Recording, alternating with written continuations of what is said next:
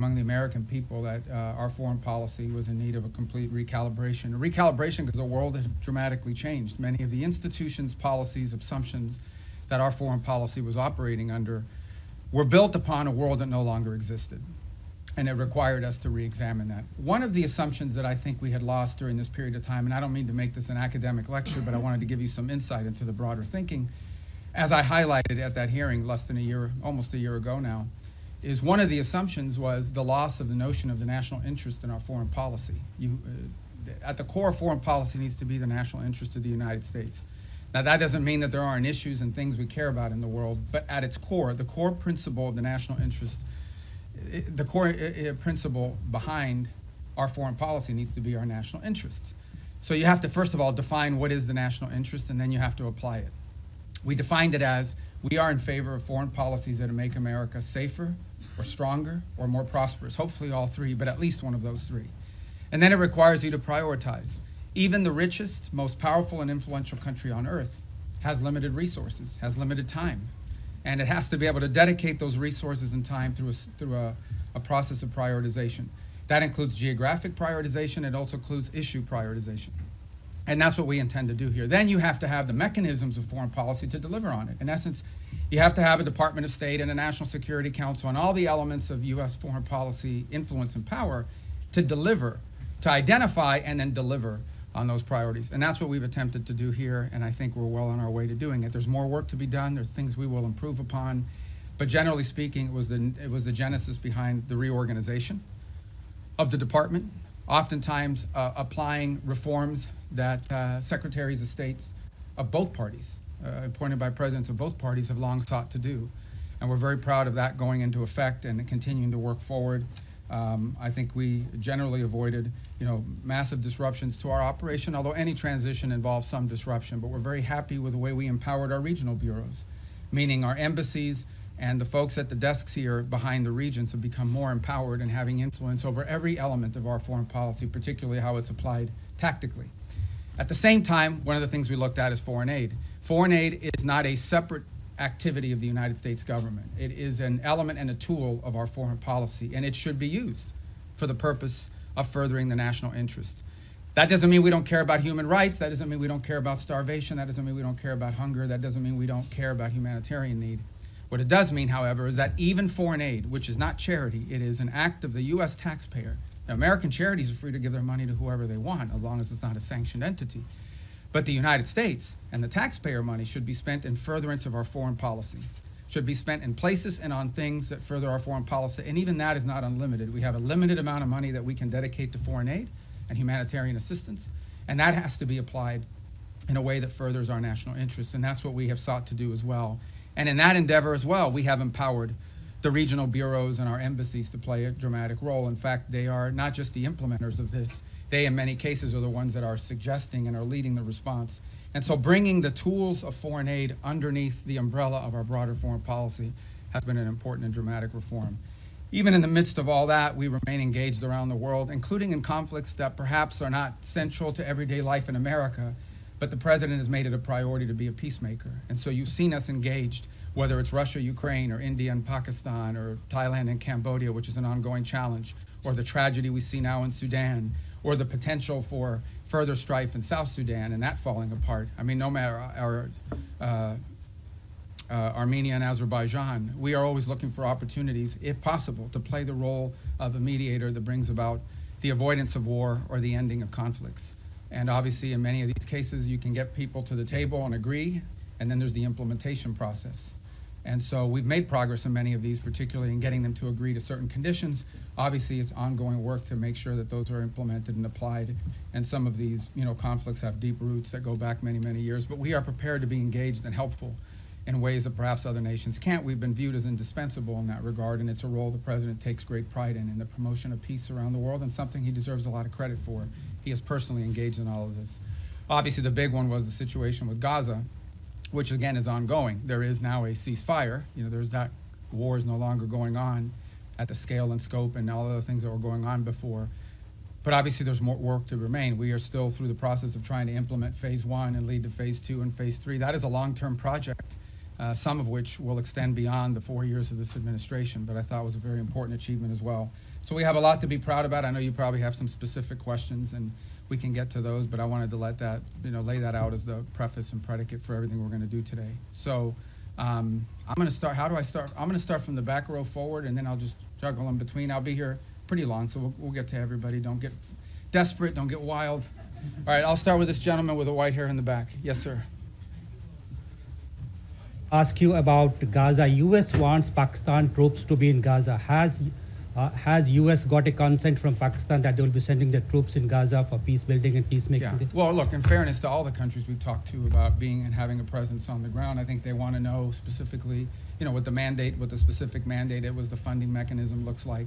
So we're very grateful to Pakistan for their offer to be a part of it, or at least their offer to consider being a part of it. I think we owe them a few more answers before we can ask anybody to firmly commit. But I feel very confident that we have a number of nation states acceptable to all sides in this who are willing to step forward and be a part of that stabilization force. And certainly, Pakistan is key if they agree to do so. But I think we owe them a few more answers before we get there. We're trying to make a lot of progress here with I think the next step here is announcing the Board of Peace, announcing the Palestinian Technocratic Group that will help provide daily governance. And then once that's in place, I think that will allow us to firm up the stabilization force, including how it's going to be paid for, what their rules of engagement are, what their role will be in demilitarization and so forth. Thank you. Next to you in the back. Mr. Secretary, thanks so much for doing this. I want to start with Russia-Ukraine. You mentioned that... Easy stuff, yeah. You mentioned your efforts. There are talks going on right now, starting today and this weekend in Miami. What are your expectations from those talks? And the president yesterday made it clear he expects Ukraine to basically step up before Russia walks away. If you wake up in Odessa, if you're Ukrainian this morning seeing Russians are bombing, your city, or if you turn on TV and listen to Putin, what he says, why would the Ukrainians, ignore what the Russians are saying publicly and believe in what they're hearing? Yeah, look, there's a reason why this war hasn't ended, and that is because there's complex factors at play. I know that sounds like a throwaway line, but it's true.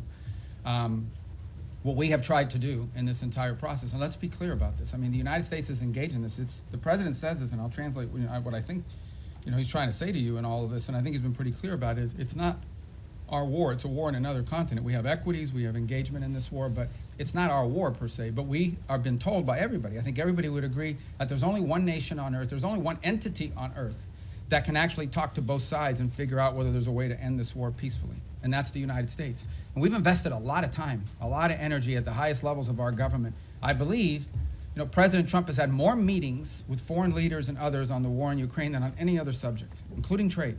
He's invested a lot of time. Steve and Jared have invested time. I've invested time. The Vice President, the Secretary of War, others, Secretary of Treasury, and more, have invested a tremendous amount of time and energy in this. And what we're trying to figure out here is, what can Ukraine live with and what can Russia live with? Sort of identify what both sides' positions are and see if we can sort of drive them towards each other to some agreement.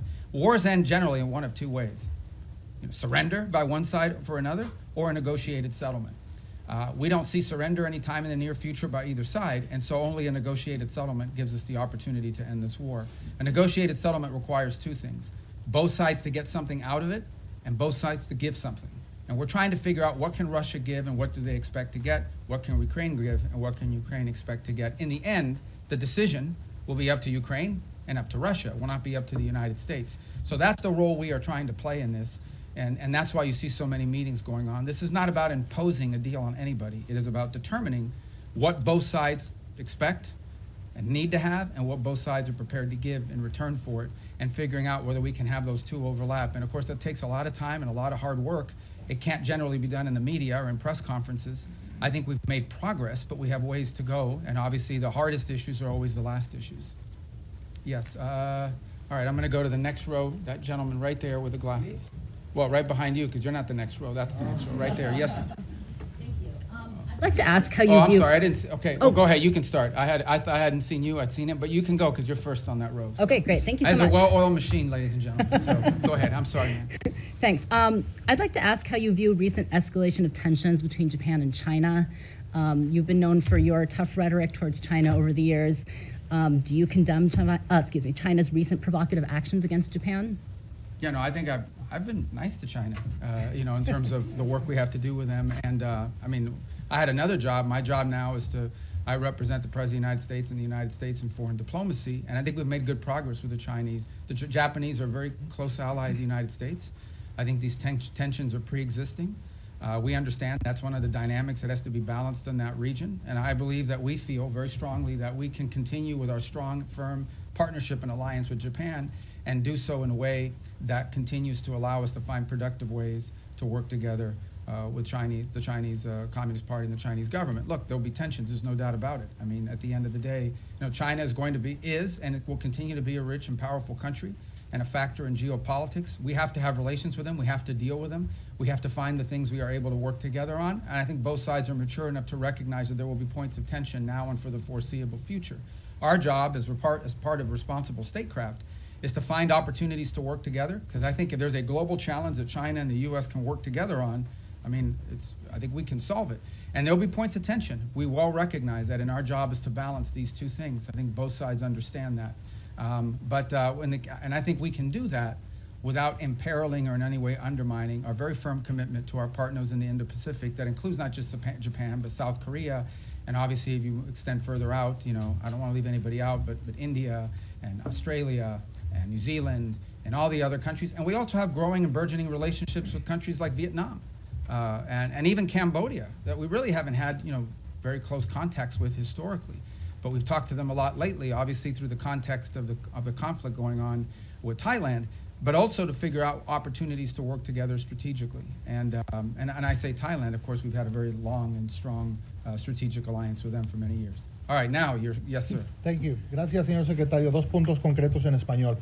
Bajo esta lógica hemisférica, ¿han considerado ampliar la presión más allá de Venezuela o Colombia a regímenes como los de Nicaragua o Cuba? Y segundo, esta semana en el Congreso se denunciaba que México está mandando decenas de buques petroleros a Cuba con la preocupación de que eso financia la dictadura. ¿Debería México reconsiderar esta política de asistencia al régimen cubano? I'm going to answer in Spanish if that's okay, guys, and then I'll do it in English as well. And does somebody do closed caption on this? Can they do it? It doesn't matter because I'm going to say the same thing in English. Mira,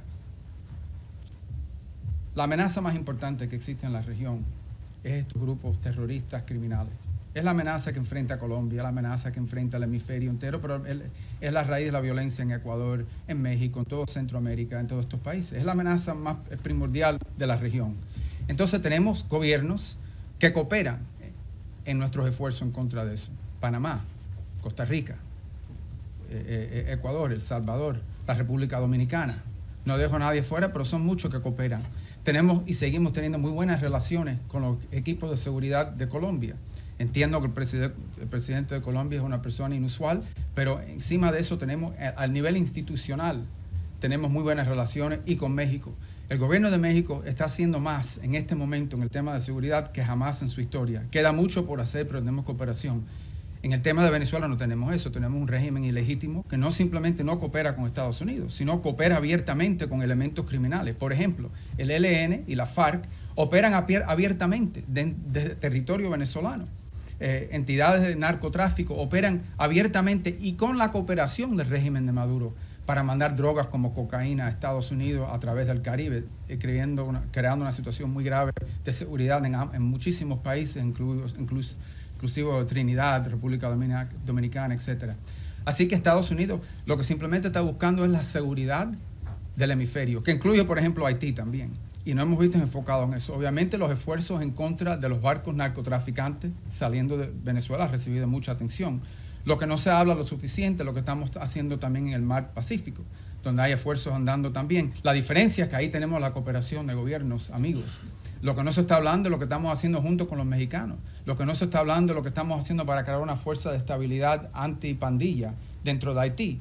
Lo que no se está hablando es toda la cooperación que existen con todos estos gobiernos para llevar a cabo esta guerra en contra de estos elementos terroristas, criminales, que operan abiertamente dentro de nuestra región y que amenazan los estados de esta región.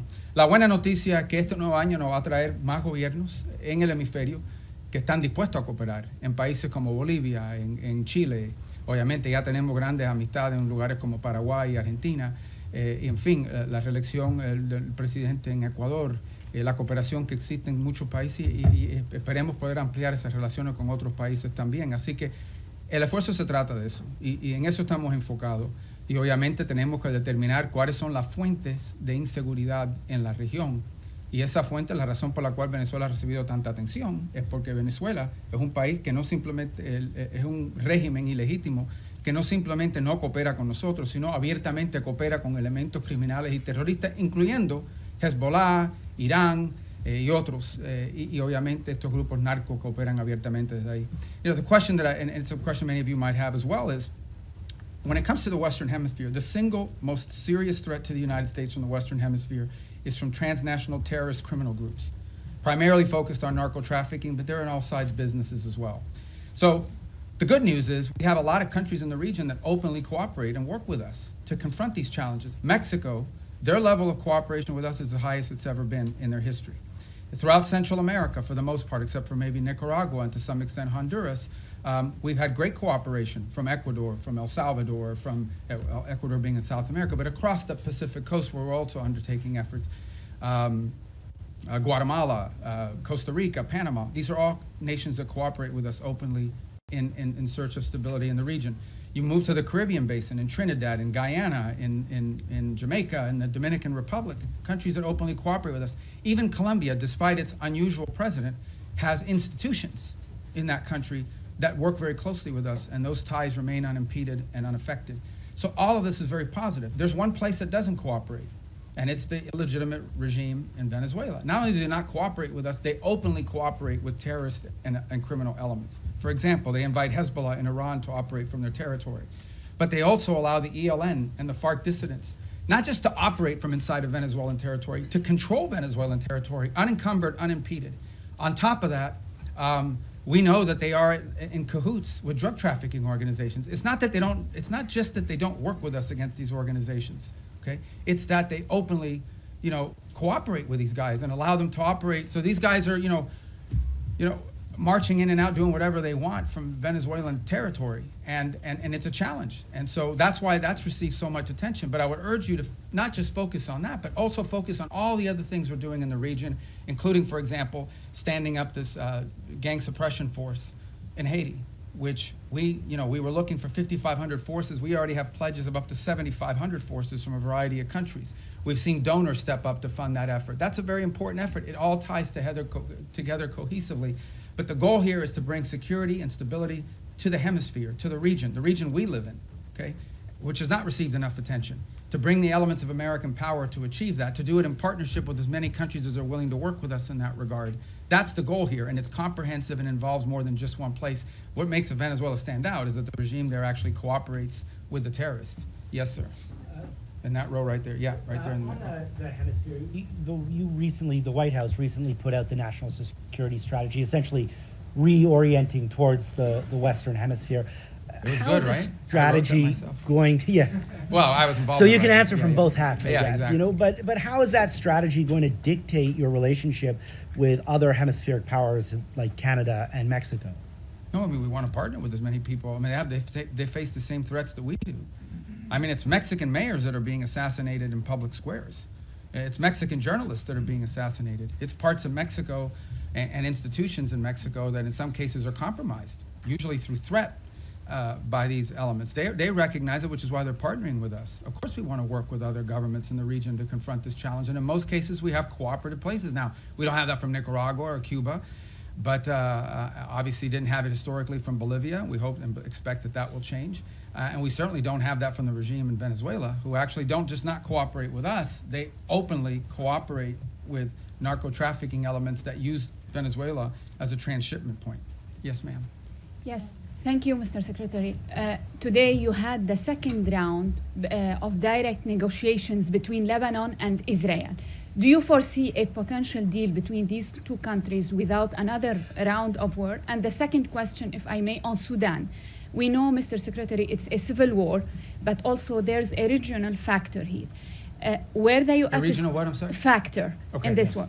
Where the U.S. stands here, and what's a red line for you? Is a divided Sudan is a red line for the U.S.? Yeah, let's separate the two because they're both easy questions, right? So the first one is we're hopeful. Look, at the end of the day, the goal everybody shares is a strong Lebanese government that controls the country, and Hezbollah is disarmed. They're no longer an armed element that can threaten Israel's security. That's the goal here. And we have tried to, in a cooperative way, to do everything we can to empower the Lebanese government to have the ability to do that. And so I hope that's what these talks are aimed towards, and we'll be supportive in every way we can to achieve that outcome.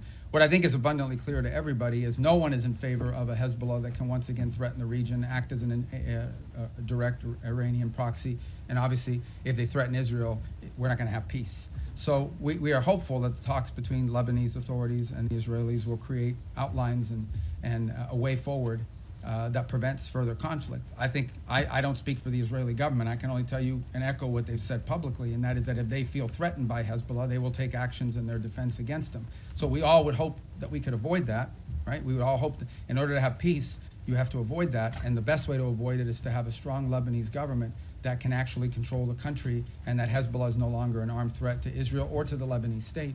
And that's what we're committed to hoping to achieve. And we hope that, I can't speculate on what the talks will lead to, but we'll do everything we can to make them productive. On Sudan, you've rightfully outlined, I mean, there are regional elements to this. I mean, there are clearly both sides, you know, the SAF and the RSF have supporters from outside of Sudan's borders that are involved, and we've been engaging with those countries. It's not just countries that are providing them weaponry and equipment, it's also countries that are providing transshipment, particularly to the RSF to receive weapons, in some cases advanced weaponry. Our goal right now in the short term, and what we've emphasized to everybody, including in my calls with leaders in the UAE, leaders in Saudi Arabia, we're very engaged in that. Our special envoy, Massad Boulos, just returned from the region, meeting with the Egyptians, with the Saudis, with the UAE, and others. We've also been in collaboration with the UK on some of this. Our goal, the immediate goal we have, is a cessation of hostilities, okay, a humanitarian truce going into the new year that allows humanitarian organizations to be able to deliver aid to the people in great distress. Right now, that's not possible. We are hearing, continue to see reports of humanitarian convoys actually being struck on their way in. And so you can just imagine what's amazing to us is these convoys are struck and the rest of the convoy continues. That's how committed these groups are. But what we said to everybody on it is that what's happening there is horrifying. It's atrocious. That one day the story of what's actually happened there is going to be known and everyone involved is going to look bad. And we have played the role we have played is a convening role in bringing the parties to the table. So I think we will know more very soon about whether this is possible. One of the challenges and frustrations in Sudan has been that one side or the other will commit to certain things and then they won't live up to those commitments. They'll agree to anything and implement nothing. And oftentimes what happens is when one side feels like they're making advances in the battlefield, they don't necessarily see the need to concede at that point because they believe they're on the verge of achieving some success on the ground and a truce would set them back. But what we've emphasized is none of these groups can operate without the support they're receiving externally. So we have been engaging with the countries involved from the outside to ensure that they are at the table and that they are pushing for the same outcome that we want, which is phase one, a humanitarian truce that at a minimum allows us to deal with the humanitarian calamity that occurs there. And obviously we hope that while that truce is ongoing, we can focus on the other elements that led to this conflict and help to resolve some of those. But our number one priority we're focused on, 99% of our focus is this humanitarian truce and achieving that as soon as possible. And we think that the new year and the upcoming holidays are a great opportunity for both sides to agree to that, and we're really pushing very hard on that regard. Yes, sir. Right there, because I missed Secretario you. Rubio, en español, Sí. si me permite. El presidente Trump ha llamado al presidente Gustavo Petro drug leader y ha usado, digamos, términos Bueno, él también ha dicho cosas a nosotros. Totalmente, Okay, totalmente. Claro, ok. Secretario Rubio, ¿hay alguna prueba o por qué esta administración llama a Gustavo Petro? Quisiera saber por qué esta administración llama a Gustavo Petro un líder del narcotráfico. Y por último, secretario, si usted considera eventualmente ante la invitación que hace Gustavo Petro ahora al presidente Trump o a usted ir a Colombia y conversar con Gustavo Petro. No, nosotros Gracias. conversamos con cualquiera. Desafortunadamente es una persona que no es muy estable en su pronunciamiento, pero no vamos a permitir que la actuación de un presidente que al fin su término termina pronto vaya a dañar la relación que existe entre Estados Unidos y Colombia, una relación muy cerca, una relación que se ha establecido a través de los últimos 50 años, una relación importante comercial, diplomática, militar, de seguridad, uno de los grandes socios y aliados que tenemos en la región. Y lo que queremos, no vamos a permitir que cualquier tipo de problema que existan con un individuo vaya a hacerle daño a esta relación tan importante. Esperemos que en el futuro exista la oportunidad de tener más cooperación a los niveles más altos del gobierno colombiano, pero no vamos tampoco a dañar, o no queremos dañar, a todas las relaciones que tenemos y los enlaces que tenemos, incluso con individuos en el cuerpo legislativo y también con oficiales electos al nivel local, muchísimos alcaldes y de diferentes lugares dentro de Colombia que también tienen muy buena relación con Estados Unidos y la amplia y estrecha relación que existe entre nuestros pueblos también. The question is again by Colombia. I said, look, we're not going to let sort of the pronouncements of an unstable individual over there to impact. We don't want to let it impact our broader relationship with Colombia. It's an important relationship, an important alliance. It extends through commercial, people to people, cultural, obviously security and stability, all of these things. And our job is to try to the extent possible, maintain those strong ties between Colombia and the United States and not allow them to be imperiled by the pronouncements of one person. We would hope to see a day soon in which we have better relations with the leader of that country, but we're not going to let the fact that doesn't exist now, we're going to do everything possible to not let that impact the relationships we have with the people of Colombia, with the nation, with their economy, with their security forces, which are very important. This is a very important alliance, a very important strategic partnership, which we've built up through a lot of hard work over decades. And we're not going to let that fall apart because of one person. If that changes and he changes, that would be great. And obviously, in May, there'll be a new president there and there'll be elections, and we'll work hopefully more cooperatively with whoever replaces the current president, but that's up to the people of Colombia. Did I not get your question? Go ahead. Thank you. Returning to Gaza, what is the U.S. understanding of what Hamas is willing to concede on disarmament? Reports suggest that Hamas might hand over its heavy weapons but retain its smaller arms. Is the U.S. prepared to accept partial disarmament as sufficient? Yeah, I'm not going to get into the details of those types of negotiations. Let me just couch it to you this way. Everyone wants peace. No one wants to return to a war. If Hamas is ever in a position in the future that they can threaten or attack Israel, you're not going to have peace. Okay? You're not going to convince anyone to invest money in Gaza if they believe another war is going to happen in 2 to 3 years. So I would just ask everyone to focus on what are the kind of weaponries and capabilities that Hamas would need in order to threaten or attack Israel as a baseline for what disarmament needs to look like. Because you're not going to have peace. If 2 years from now Hamas is launching rockets or killing Israelis or carrying out, God forbid, another 7th of October type terrorist attack and so forth, you're not going to have peace. So who's going to invest in a peace? Who's going to invest in rebuilding a place that's going to get destroyed again in a future war? So that's why disarmament is so critical. Now, what that entails, we're going to leave that to the technical teams to work on. It would have to be something, obviously, that they're willing to agree to, that our partners can push them and pressure them to agree to. It also has to be something that Israel agrees to. In order for that to work, both sides have to agree on it, and we need the space to do it. But that's the way to think about it, okay? You cannot have a Hamas that can threaten Israel in the future.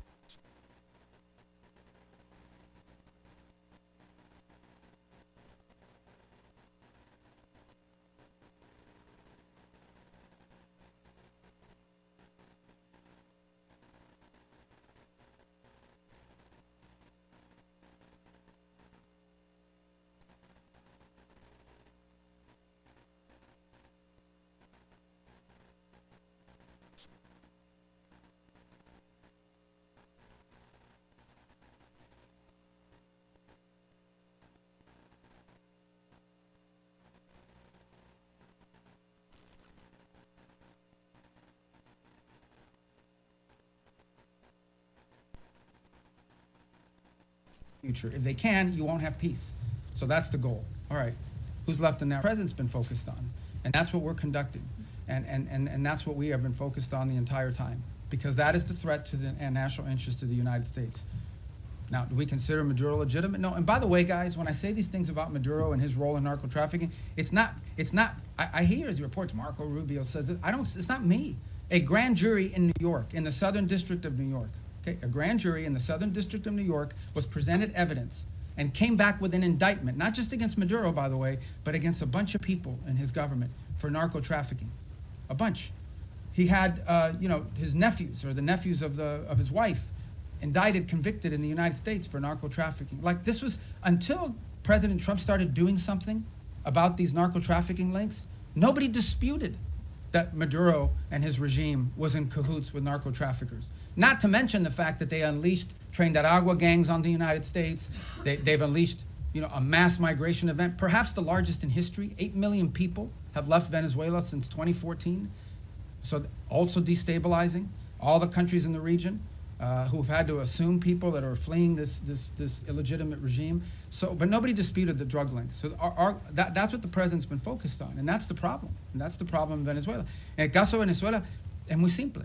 Es un régimen ilegítimo que coopera abiertamente con Irán, con Hezbollah y con grupos narcotraficantes. Incluso la ELN y la FARC que operan abiertamente dentro del territorio venezolano encima de los demás. Entonces, la amenaza que enfrenta los Estados Unidos es eso, que tenemos un régimen ilegítimo que coopera abiertamente con elementos terroristas, y por eso consideramos el régimen de Maduro un régimen terrorista, cooperan abiertamente con elementos terroristas que amenazan la seguridad de Estados Unidos. Punto. Ese es nuestro interés y en eso estamos enfocados. Okay, next row right there. You, yeah. With all due respect for my colleagues, I'm going to ask this one in Spanish. Okay. Señor secretario, usted acaba de decir que no espera o que no es la intención de Estados Unidos que las diferencias con el presidente Gustavo Petro generen afectaciones para la relación con Colombia. Pero la verdad es que sí las han generado. Colombia fue desertificada, el presidente Donald Trump ordenó suspensión de recursos de cooperación para nuestro país y ya se están viendo consecuencias en materia de seguridad en Colombia. Nada más anoche asesinaron a 6 soldados colombianos, el ELN, con un atentado terrorista. Y la gran pregunta en Colombia hoy es ¿qué va a pasar el próximo año si Colombia elige un presidente de izquierda? Si las relaciones de Estados Unidos, las buenas relaciones con Colombia y el respaldo de Estados Unidos va a depender de que el pueblo colombiano elija un presidente que sea visto con buenos ojos por parte de esta administración. No, pero que esto no se trata de izquierda ni derecha, esto se trata de una persona que simplemente no coopera con nosotros en estos esfuerzos. De eso se trata. Al final del día, el pueblo colombiano va a escoger el próximo presidente. Es una democracia, tienen elecciones, esperemos que se cumplan todos los requisitos, tienen una larga historia de cumplir los requisitos democráticos. Aquí no estamos diciendo que Petro no fue electo democráticamente, aquí nadie dice que no fue así.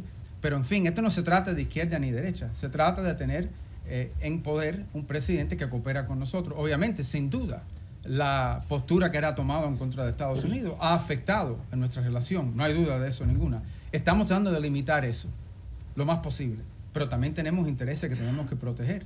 Y tampoco vamos a pretender, cuando tienes un presidente diciéndole a los elementos de seguridad que no cooperen con Estados Unidos, eso no lo podemos ignorar. Pero por otra parte, entendemos que tenemos dentro del sistema colombiano, incluso al nivel legislativo, en el Congreso, en el Senado, también alcaldes y otros líderes políticos de ese país que sí quieren buenas relaciones con Estados Unidos, y incluso líderes que no son de derecha, que son de izquierda, pero que entienden la importancia de esa relación. Pero esto no se trata de ni izquierda ni derecha, se trata que si va a cooperar con Estados Unidos o no. Tenemos una larga historial de cooperar con Colombia, que fue un ejemplo y un modelo para la región, y ahora tenemos algo un poco menos, que es lamentable. Ojalá que eso cambie. The question was about whether the U.S. relations to Colombia is dependent on whether they elect a leader that's center-right or center-left. It has nothing to do with left or right. It has to do very simply with whether or not we have a leader there that we can work with. The U.S.-Colombian relationship, especially our security relationship, but also our economic one with a free trade agreement, is a model. It was a model for the region. We tried to replicate that. Everybody would use Plan Colombia as an example of what you need to do in these other places. And we want to continue that. Now, no doubt, when you have the president of a country saying some of the things and ordering some of the things that he's ordered, it's going to have an impact on some of that relationship. Our job is to try to preserve and protect as much of that relationship as possible, but it will be impacted. But it doesn't matter whether the next president is center-right or center-left. That's not the issue. The issue is whether the next president is someone who's going to, once again, cooperate with the United States and restart these relations. That's what we seek. And if President Petro changes in his stance, perhaps that could change as well. But if he doesn't, obviously, it'll be up to the people of Colombia to elect their next president. Yes, ma'am, right there in the middle. I don't want you guys to think I'm only picking the Spanish ones, okay? I actually don't know who any, well, there's a list here, but I can't even read it without these glasses. All right. Go ahead, I'm sorry. Perdón. Secretario Rubio, usted lleva años denunciando el régimen de Nicolás Maduro y estuvo, entiendo, hace poco en una conversación telefónica donde hablaron el presidente Trump y Nicolás Maduro. Quisiera preguntarle cómo sintió a Nicolás Maduro en esa conversación, usted que lo conoce desde hace años, pues su comportamiento, si siente que está acorralado como reportan los medios, si está abierto a irse a otro país a cambio de un indulto, si ustedes estarían pensando en reunirse con él ¿Cómo fue esa conversación? O sea, ¿qué nos puede contar de el efecto que está teniendo sobre la presión? Yo no voy a comentar sobre ninguna conversación del presidente Trump con cualquiera del mundo, si existió o no existió. Yo no voy a comentar sobre eso. Voy a repetir lo que he dicho ya. Esto se trata de algo muy simple. Esto se trata de los intereses nacionales de Estados Unidos. Y hay una amenaza regional que existe. Y en el caso de Venezuela no tenemos cooperación. Para empezar, que es un régimen ilegítimo. Segundo, que es un régimen que no coopera, es antiamericano en todos sus pronunciamientos y actuaciones. Y tercero, es un régimen que no solamente no coopera con nosotros, sino abiertamente coopera con elementos peligrosos, terroristas y criminales. Incluso ellos mismos lo son. Entonces es difícil llegar a un acuerdo con terroristas que están abiertamente cooperando con estos elementos peligrosos que amenazan la seguridad de Estados Unidos. Encima de eso no voy a especular más. Pero va a haber guerra, secretario, porque ahorita en Colombia todo el mundo se está levantando, en Venezuela, con la posibilidad de que haya una guerra entre Estados Unidos y Colombia. Nosotros estamos protegiendo el interés nacional de Estados Unidos. Yo creo que, en fin, ese es nuestro derecho. Y también le diré que en Colombia debe haber mucha preocupación, que ha habido un ataque el día antes de ayer, o fue ayer, de ELN, o la FARC, creo que fue ELN, y ¿de dónde operan ellos? Abiertamente, de territorio venezolano, abiertamente, como si fueran un país soberano, operando abiertamente dentro del territorio venezolano. It's the same question, guys, and that is, the bottom line is very simple. Our interest in Venezuela and in the region is the national interest of the United States, and in Venezuela we have an illegitimate regime that not only does not cooperate with the United States, but openly cooperates with narco-terrorists and others who threaten the national security of our country. The gentleman in the middle. I'm going to try to get to everybody, I promise. But you guys, by then, your questions will be Thank you, Mr. more Secretary. specific. You said a few moments ago that everyone wants peace for Gaza, and yet by any metric, the Israelis are flouting the ceasefire that President Trump negotiated by killing an average of 2 children a day, not allowing the agreed-upon humanitarian aid into Gaza. How long can this continue? How long can the Israelis be allowed to show such disrespect to President Trump? Well, look, that's your characterization of it, about the term disrespect. What I would say is this. This was, first of all, it was a miracle that it happened in the first place. We all understand how difficult it was for that to come to the conclusion that it did, where the bombing and everything else, the scale and scope of what we saw ended, all the hostages were released, and we have relative peace right now for the most part, despite the things you're pointing to. That was very difficult. But this is not easy. Peace is a verb. It's an action. It's not a sentiment. Every single day will bring challenges. Every single day. We also have had instances, for example, over the last couple of weeks, where Hamas elements emerged from a tunnel, attached an explosive device to the side of a vehicle, and injured and almost killed Israeli soldiers. We still have this threat. We still have and see every single day Hamas openly taking steps to strengthen themselves within inside of those places in Gaza that they still control. We saw early on the atrocities they were committing in the streets against people as they were trying to show people how strong they were.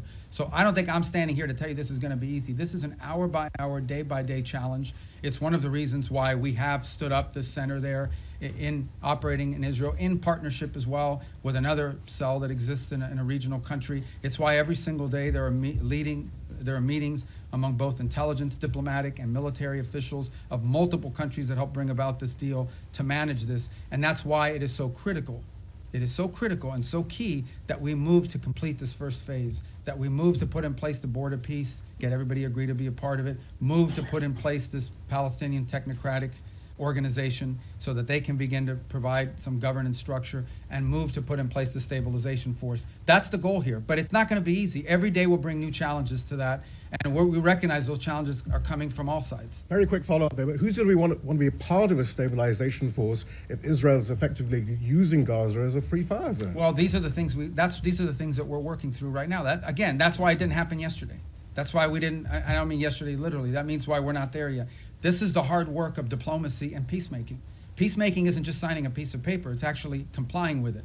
And compliance oftentimes requires, in many cases, in most cases, requires daily, constant follow-up and nurturing. So that is why we are in such a hurry, and I say as a priority, to get to this point where we have the stabilization force in place, overseen by the Board of Peace, and ultimately a Palestinian technocratic entity that can increase in its capability to provide governance. The stronger they are, the weaker Hamas will be in terms of threatening Israel. And I think the more security Israel should feel and the less need for some of these things to happen. But no one's claiming this is going to be easy. We have to work on this every single day. We have people in this building and deployed abroad. This is all they do. 24 hours a day, day after day, elements of the State Department, the Department of War, and all other agencies, including Jared and Steve and even myself, who talk or do something about. There isn't a day in the last, this was signed 2 months ago, that I haven't had to do something with regards to making progress on the phases of this ceasefire. Yes, ma'am. Right next. Thank you, Mr. I'm Secretary. sorry. I'm going to get to you guys. I'm coming. See him going down the rows like this. Thank you. So right behind you, because I'm still in that row. Thank you, Mr. Secretary, and thank you for having the Has briefing. anyone ever done this where they go like all the rows? No. You're going to look so good to your editors. You know? All right, go ahead. Caroline Lumetta with World News Group. Several faith-based organizations have been calling on the administration to reopen the U.S. refugee admissions program, particularly for religious minorities facing persecution. That includes Afghanistan, Syria, Iran. Is it going to be a goal in 2026 to expand that program again beyond South Afrikaners? Yeah, so here's the problem, okay? In the last 4 years, we had a flood of people enter this country through a variety of means. So that's what we confronted. We have to stop that, and we did. We've been successful. You see the border secured, the number of illegal entries has completely collapsed, and now we're facing a second challenge, and that is we've admitted a lot of people into the United States, and perhaps the overwhelming majority of them are not bad people and so forth. This is all true, but there are people, we know, okay, for a fact, that there are people in this country who got in through some form of vetting that was wholly insufficient, and we've seen tragic evidence of that very recently, including people that we claim to have vetted. So, why does that happen? Because there are some places where you can't vet people. You can only vet people on the basis of information you have about them. But that information is oftentimes dependent on whether there's some local authority that actually has any information about them. Okay, so that is the challenge we're facing, which is why the president has sort of put a stop to all of these things until these systems for admitting people into our country can be improved.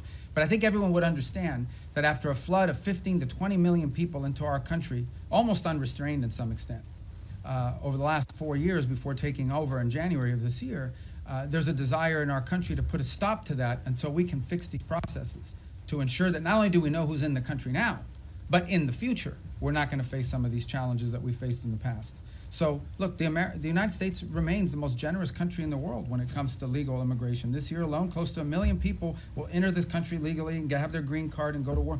But we do have a right, like every sovereign country does, to know who you are, why you're coming, what you've done in the past, and what we think you might or might not do in the future.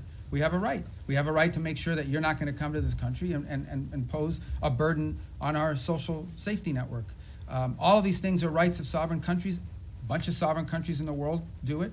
Most of the countries in the world have far more restrictive immigration policies than the United States has ever had.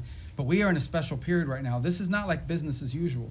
This is, right now, we are less than a year removed from the most reckless migratory incompetence in American history, where a flood of people and mass migration events entered the United States, and they can claim all they want that they vetted people. This is just not true. Some of them were cursory vetting, and in some cases you couldn't vet them because the countries or places they came from had no documents upon which they could be vetted on. So that program will be studied, and it will not be restarted at the scale and scope it was until we are comfortable that it is one that we know everyone who's coming in and who they are and whether they meet the criteria for admission to the United States. Do you have any sort of Thank timeline you so for much, that? Mr. Secretary. A follow-up on the conversation between President Trump and Maduro, because the day after the conversation, the president said he was going to be meeting that gentleman very soon. Is this still being considered? Is the president still considering that? Is still a chance for diplomacy on Venezuela? And also, any role that you see Brazil could play? Because just a few weeks ago, President Lula spoke with President Trump and Nicolás Maduro.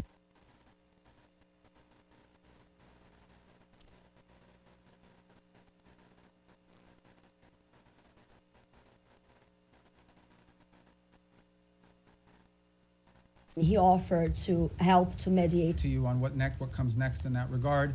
I have no reason to express skepticism or optimism about it.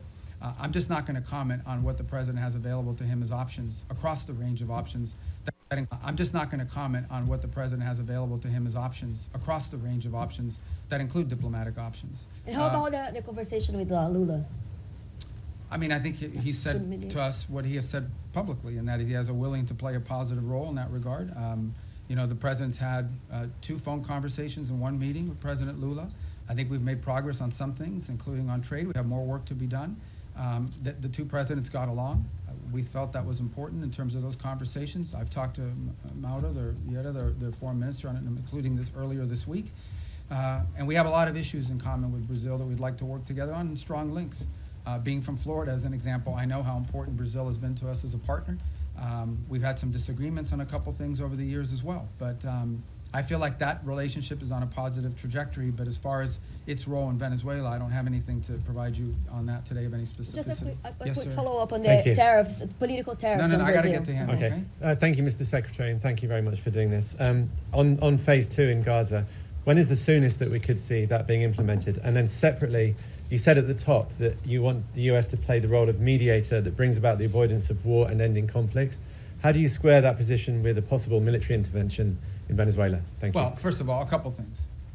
Wanting to pursue peace and secure peace does not necessarily come at the expense of your national interest. We reserve the right and retain the option of defending our national interest. Now, in the case, again, we're going to talk about Venezuela. Let's be clear. Maduro has made multiple deals with elements around the world, including with the Biden administration. Okay, Maduro made a deal with the Biden administration, and here's the deal he made. And I only say this to you not because we want to get back to that deal, but just as an example of why the guy cannot be trusted to keep deals. It's a problem. Okay, somebody, breaks deals multiple times. You have a right to be skeptical they're ever going to keep the deal. He made a deal, and as part of that deal, they lifted sanctions. They released his two nephews from federal custody after their conviction. They sent back his bagman, Alex Saab, and all these sorts of things. He released political prisoners, and he promised to have free and fair elections. He didn't have free and fair elections. He rearrested or exiled most of those political prisoners, so he pocketed all the benefits and lived to none of those commitments. So, look, it's hard to have and do a deal with someone who never keeps a deal. Now, on the broader perspective of what you're asking about, let's be mature here. Yes, there are issues where we want to pursue peace if that is possible, but we also have our national interest. If our national, we're not going to reach a peace deal with narco-trafficking bans. We're not. We can't reach a peace deal with MS-13. We can't reach a peace deal with Tren de Aragua. We can't reach a peace deal with the ELN or the FARC that are still pumping drugs into the United States or any of their cartels in Mexico. You can't do a peace deal with these people any more than you can do a peace deal with the mafia.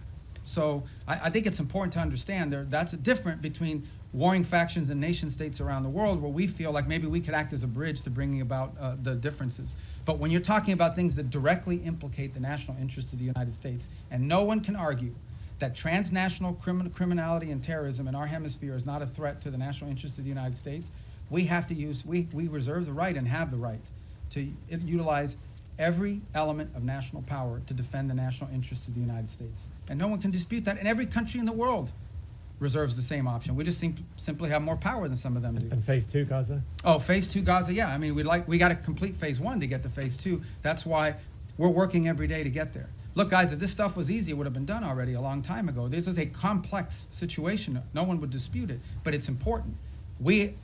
What we achieved already, what the president achieved ending that war already was something no one thought was possible.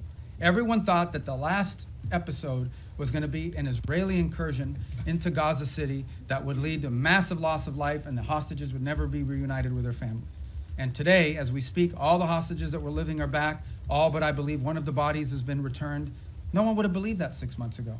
So that in and of itself, but that is not the end of the story. We want to continue on this. But what we're talking about is dealing with something that no one has been able to solve in 30 or 40 years. No one. And it's going to take some time. But I feel generally optimistic that we have the right people at the table with the right motivations to make it happen. But no one is claiming to you that this is going to be just a straight up trajectory. It's going to have its ups and downs. It's going to have its good days and bad days. The important point is that the momentum and the trajectory on it is a positive trajectory, and we're investing, high levels of our government every day in trying to make that happen. But we can't do it alone. We have all these other partners that we have to include. So I would focus you on, let's get the board of peace in place and announced. Let's get the technocratic Palestinian group in place, and then let's get the stabilization force in place. And then we can move on to the other elements, the phase 2 and phase 3 of the plan, that hopefully will be what will be enduring. And the work of putting phase 2 and phase 3 in place is going to extend far beyond the next 3 years. I mean, this is a generational commitment, but we want to leave those pieces in place for the next administration to continue to build upon, even as we achieve phase 1 and parts of phase 2 during this administration. Yes, ma'am. Yeah, Mr. Secretary, some of your former Democratic former Senate colleagues who considered you one of their most trusted bipartisan partners have, since you joined the Trump administration, accused you of abandoning some of your former principles and positions. And 3 or 4 have said they regret voting for you. Well, I had 99 votes. I could have spared 4. What's your response to that? And more importantly, how do you think about building and maintaining bipartisan consensus and cooperation on foreign policy at this moment, especially because that will be necessary to sustain President Trump's legacy after he leaves office? I mean, we live in a very different time, unfortunately. I engage with senators, for example, from both parties. We saw a bunch of them the other day all the time. And obviously, but politics today is very different than it was 10 or 20 years ago. It just is. I'm not in that anymore. I'm no longer in a political office, but I know political offices. I served 14 years in the Senate, and politics is real, right? I mean, there's also not a lot of benefit to a Democratic senator saying what a great guy Marco Rubio is in this current political environment, or anyone in the Trump administration for that matter. So all I will tell you is I get up every day, we go to work, we get work done, we do cooperate and work with. They don't always agree with everything we're doing, but I have a lot of people in the Senate, particularly chairmen of key committees that we interact with. There's things people can say and do in the public that because of politics, in private, that they can't say or do in public. But I don't know what else to comment on that other than one more point, and that is, I think this is important. I think people have lost sort of their mindset here a little bit, okay? The foreign policy, the State Department is not its own government, okay? The Secretary of State is not its own government. I'm appointed by the President, confirmed by the Senate, and then, or nominated by the President, confirmed by the Senate, and then appointed by the President. But at the end of the day, the person the people of the United States elected to be the President of the United States and the Commander-in-Chief is Donald J. Trump. That's who they elected. And my job, and the job of the people in our administration, is to implement the President's foreign policy. We provide advice, we provide counsel, but ultimately our job is to take what the President wants to do, take his vision, and implement it. Come up with options for implementing the President's vision. That's my job today. When I was a senator, I represented the state of Florida. Today, I am the Secretary of State for Donald J. Trump, the President of the United States, and my job is to implement the President's foreign policy, provide advice, provide counsel, provide ideas, provide for opportunities and ways in which his foreign policy can be implemented. But in the end, our job is to implement that. And why people think that somehow foreign policy can be divorced from our republic, that's not the way our Constitution works. The Constitution does not say you elect the President of the United States and then you put in place a State Department to undermine the President if the person who's the Secretary of State doesn't agree with him. That's ridiculous. That's stupid, really. And I don't know why anybody would think that. So that's the job I have, and that's the job I'm proud to do. I think we've made a lot of progress. We have a lot more work to do. All right, on our row right there from Italy, right? I know you from the... Yes. Do you cover us now, or are you on Capitol Hill still? No, everything. So you're like a Capitol one-man Hill bureau for the as whole well thing. as All here. right. You're like me. You have 2 jobs. Good. Yeah. All right. Thank you, Mr. Secretary. So the United States, on one hand, are mediating with Russia to end the war in Ukraine, but on the other hand, the Russian foreign minister yesterday or the day before said it would be a fatal mistake from the U.S. To block the oil tanks from Venezuela and trying to overthrow the Maduro regime. So what kind of what's the assess that you're doing, and are there any safeguards in place to avoid escalation with Russia? And then I have another question about the Hezbollah, sir. Yeah, we're not concerned about an escalation with Russia with regards to Venezuela. I mean, we've always expected them to provide rhetorical support for the Maduro regime. I think they have their hands full in Ukraine. And if he's watching, Sergei, Merry Christmas. And but at the end of the day, I expected them to say what they were going to say. The rhetorical support, we understand what that's at. It's not a factor in how we consider this whole thing. And then, if I may, about the Hezbollah, I know you already answered, but I wanted to ask you if the U.S. administration is considering a broader military support involving also potential Arab partners, not only in providing weapons, but also going into the field to disarm the Hezbollah if the diplomatic talks will fail. Well, I've not heard anyone sort of suggest that at the level of detail that you've talked about. I think regionally, for example, if you talk to the Syrian authorities, they're very concerned about Hezbollah. I think most of the countries in the Gulf region view Hezbollah as an agent of Iranian influence and Iranian action. But as far as what you're discussing, which is sort of a coalition of armed units going into Lebanon to disarm Hezbollah, I've not heard that proposed by anybody. Perhaps you have, but I haven't, and that's not certainly something we've been... Senator Graham okay. was talking about Lindsey, this at the my former Congress. colleagues, yeah.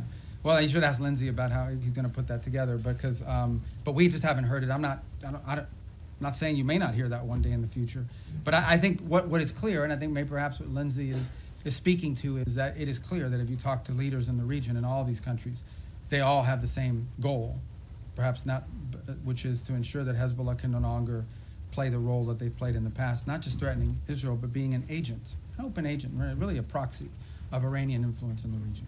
All right. Thank you. Next. I didn't get to you. Oh, I'm in the new row. Okay, go ahead. Okay, thank you so much, sir.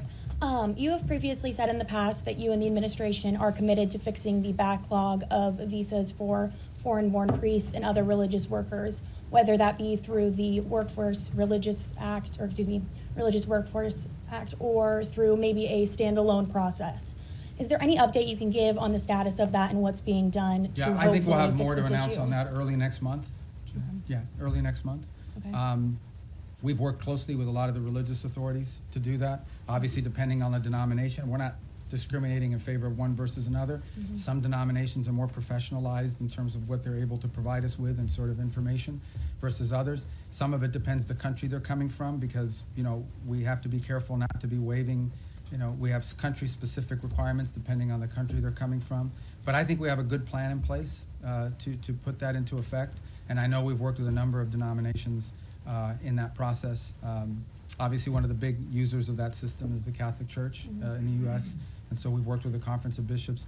And I think we're going to get to a good place. We don't have it ready yet. All this takes time to put together, but we're moving quickly, and I think we'll have something positive about that at some point next month, hopefully in the early part of next month. Thank you Yes, so much. sir. Thanks, Mr. Secretary. White House Chief of Staff Susie Wiles said that the U.S. would need congressional approval to conduct ground strikes in Venezuela. Do you share that view? And on your response today on regime change, Wiles already acknowledged that the point of the both strikes was to pressure Maduro, i.e. have him leave. Why not just acknowledge that this is a regime change? Do you have the quote she said? That this is but do you have the quote? To cry uncle. Yeah, so, okay, so cry uncle, all right? I guess in Spanish you would have to say tío. But I think, I don't know how that, I mean, you can interpret it any way you want. But at the end of the day, it is clear that the current status quo with the Venezuelan regime is intolerable for the United States. The status quo, that they operate and cooperate with terrorist organizations against the national interest of the United States. Not just cooperate, but partner with and participate in activities that threaten the national interest of the United States. So yes, our goal is to change that dynamic. And that's why the president's doing what he's doing. Change that dynamic by ensuring that no one wants to get on drug boats anymore. You know, people were just going out there, you know, openly without any fear of the reaper. And now I think people understand, like, it's not a good idea. By the way, we haven't had a strike in the Caribbean basin in almost 5 weeks. Do you know why? It's not because we stopped looking. It's because no one wants to get on a boat anymore and do that. So it's been effective at cutting that down. Now there's been strikes in the Pacific. So the bottom line is that, sure, our goal is to, I mean, what's the point of doing something? But the change, people want to focus on regime this and this and that. The goal here is very simple. The national interest of the United States. The President of the United States was elected to protect the American people, to protect America. That's what he was elected to do. It's one of his fundamental promises that Donald J. Trump made when he was elected President of the United States is, I am going to protect this country. Protect us from what? From the threat of terrorism, from threats to our economy, and from threats these drug organizations and these terrorist organizations pose against the United States. And if you are an ally, a friend, a partner, or cooperate or participate in activities that threaten the United States, you're going to have a problem with President Trump. I think the only shocking thing here is that a lot of people say that. People run all the time for office. I'm going to take on the cartels. I'm going to do this. He's actually doing it. He's not doing anything he didn't say he was not going to do during this campaign. He said he was going to go after the cartels. And now he's going after the cartels and everybody's shocked. Don't be shocked. This is a man who was elected president because he says and then he does. He doesn't just say and then forget about it. In congressional approval on land strikes, do you think that the United States does need to go to Congress in order to conduct land strikes in Venezuela? Well, look, I'm not going to speculate about things that you know haven't happened and may never happen. I'm not going to speculate on that. All I'm going to tell you is that two things. And I remind Congress all the time. By the way, I was very consistent on this position because it was my position when I was in the Senate. Number one, no administration, Republican or Democrat, has ever accepted the War Powers Act as being constitutional. That said, multiple administrations, including this one, have sought congressional approval and or certainly congressional notification of actions taken. Why? Because American action is always strongest when it has the buy-in and the participation of a broad set of actors. Now, given our current political climate, that's not always easy because we do have people today in politics that are against everything that President Trump is for. It doesn't matter what it is. It doesn't matter if they themselves had the same position. If it's President Trump's idea, they're against it reflexively. Okay? That's the nature of the current climate in our politics. But I can tell you that to this point, nothing has happened that requires us to notify Congress or get congressional approval or cross the threshold into war. We have very strong legal opinions. We have now briefed Capitol Hill 23 times, 23 briefings, bipartisan briefings on Capitol Hill. I have personally participated in 6 of those 23 at the highest levels of the committee, but then the full House and then the full Senate, which, by the way, are always interesting. Okay, get it. I've been there before, okay? So I was part of this thing in the past as well. But you do this briefing, you answer all their questions, and then they go out and tell people, we heard nothing, we saw nothing, that we were pleased with. They already had their answer before they went in, but we do them anyways. And we continue to do them. Not to mention the individual calls I've had with leaders in Congress, and I'm not going to disclose what those are. So everybody over there knows what we're doing, they know why we're doing it, and we've kept Congress fully apprised, and we'll continue to do so. Yes? Thank you, Mr. Secretary. The settlers' violence is rampant in the West Bank. The what is, I'm sorry? The settlers, yes, the Israeli okay, settlers' violence in the West Bank is being escalating, is increasing. Also, Israel is building around 20 settlements unit. Doesn't this undermine your own effort in the peace process? And also, if I may, on Gaza, the humanitarian situation is dire. The babies have been frozen to death because of the weather. Tents have been flooded. Is this anything that the United States can do to alleviate the suffering of the civilians in Gaza? Yeah. In the case of the West Bank, we have, and you've seen our embassy even has put out statements and comments about specific incidents there that we're concerned about, that we do think, create a point of strong friction in the broader effort. And our own embassy, and Ambassador Huckabee has spoken to this as recently as a couple weeks ago, very firmly, I believe. And so we'll continue to communicate that as we have and make our opinion known in regards to its impact on the broader challenges. In the case of humanitarian, absolutely. I mean, this is the reason why that group is set up there every single day. We've been successful at opening new corridors. We want to continue to see that increase. We want to continue to see the flow of aid increase into those parts of Gaza that are still under Hamas control. But it also goes back, not to sound like a broken record, to why it is so critical to have the board of peace put in place and the Palestinian technocratic group put in place. Because that allows us now, when you have this technocratic Palestinian group in place and a stabilization force to provide security, it now allows us to have someone we can work with to turn over the humanitarian aid to and have them be the ones that help distribute it along with these international partners. That's what the point we're trying to get to, that we can get to a point where that is, and part of the thing with humanitarian aid is also security. Someone has to provide security for these convoys as they go in, because oftentimes they have been attacked, they've been looted, they've been so forth. We don't have a force that can do that right now unless the Israelis are going to go in, and that would violate the ceasefire. But if we have a stabilization force on the ground, they could provide security. And then the technical side of it, the logistical side of it, along with the international partners, is what the Palestinian Technocratic Organization can do. That is why we are in such a hurry to finalize that phase of this deal so that the aid can flow. And not just aid, then we can move from aid to reconstruction, which is the goal everybody has. You want to reach a point in which you're not providing aid because Gaza has an economy, and it's not an economy controlled by Hamas. But we can't get to that stage until we can secure the place. And that's why we're in such a hurry to finalize that phase of the deal. Yes, sir. Vladimir Putin today I thought you were introducing yourself. No, no. Vladimir. I'm Vladimir Definitely Putin. not. Definitely not. Vladimir So what Putin. are you doing here? Nick Schiffer in PBS NewsHour. Vladimir Putin had his own end-of-year press conference today. Oh, he's trying to step on my message. Yeah. His went, I think, 4 hours, so we got at least 3 hours. And he said he was willing to end the war in Ukraine. I bet you he didn't do it in Spanish. He did not. All right. Go ahead. I'm sorry. No, it's all right. He said he was willing to end the war in Ukraine based on principles he had outlined last summer, and that included a complete Ukrainian withdrawal from 4 regions, most of which are not occupied by Russia, recognition of occupied Russian territory in Ukraine, and the complete lifting of sanctions. That goes beyond some of the recent conversations you've been having. So do you think Putin is serious about peace, and is the U.S. willing to recognize occupied Russian territory in Ukraine? Look, I think ultimately there is what people say, and I'm not claiming that that's not his position. I'm just saying there's what people say and then what people do. In the end, we're not going to base our approach to finding peace here on the basis simply of what people are saying. We're going to base it on what people are willing to agree to, what countries are willing to agree to. Our role is very simple. We try to understand what the Russian position, how much can they give and what do they have to have. We understand the Ukrainian position, and we try to find whether those two things can overlap. Maybe that happens this week. Maybe that happens next month. Maybe that's not ready for a few months. That's not up to us. That's up to the two sides. In the end, it's up to them to make a deal. We can't force Ukraine to make a deal. We can't force Russia to make a deal. They have to want to make a deal. The role we're trying to play is a role of figuring out whether there's any overlap here that they can agree to. And that's what we've invested a lot of time and energy and continue to do so. That may not be possible. I hope it is. I hope it can get done this month before the end of the year. I want it to end as soon as possible. I know the president is deeply committed to helping it end. I know this, though, we're the only ones that can do it. If we were not involved, no one would be talking to both sides. The UN can't do it, but who else is going to do it? Nobody in Europe can do it.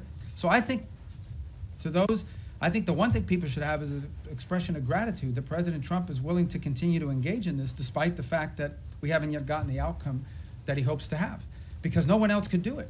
And so that's what we're trying to do here. So this whole narrative that we're trying to force something on Ukraine is silly. We can't force it. There's no peace deal that Ukraine, there is no peace deal unless Ukraine agrees to it. But there's also no peace deal unless Russia agrees to it.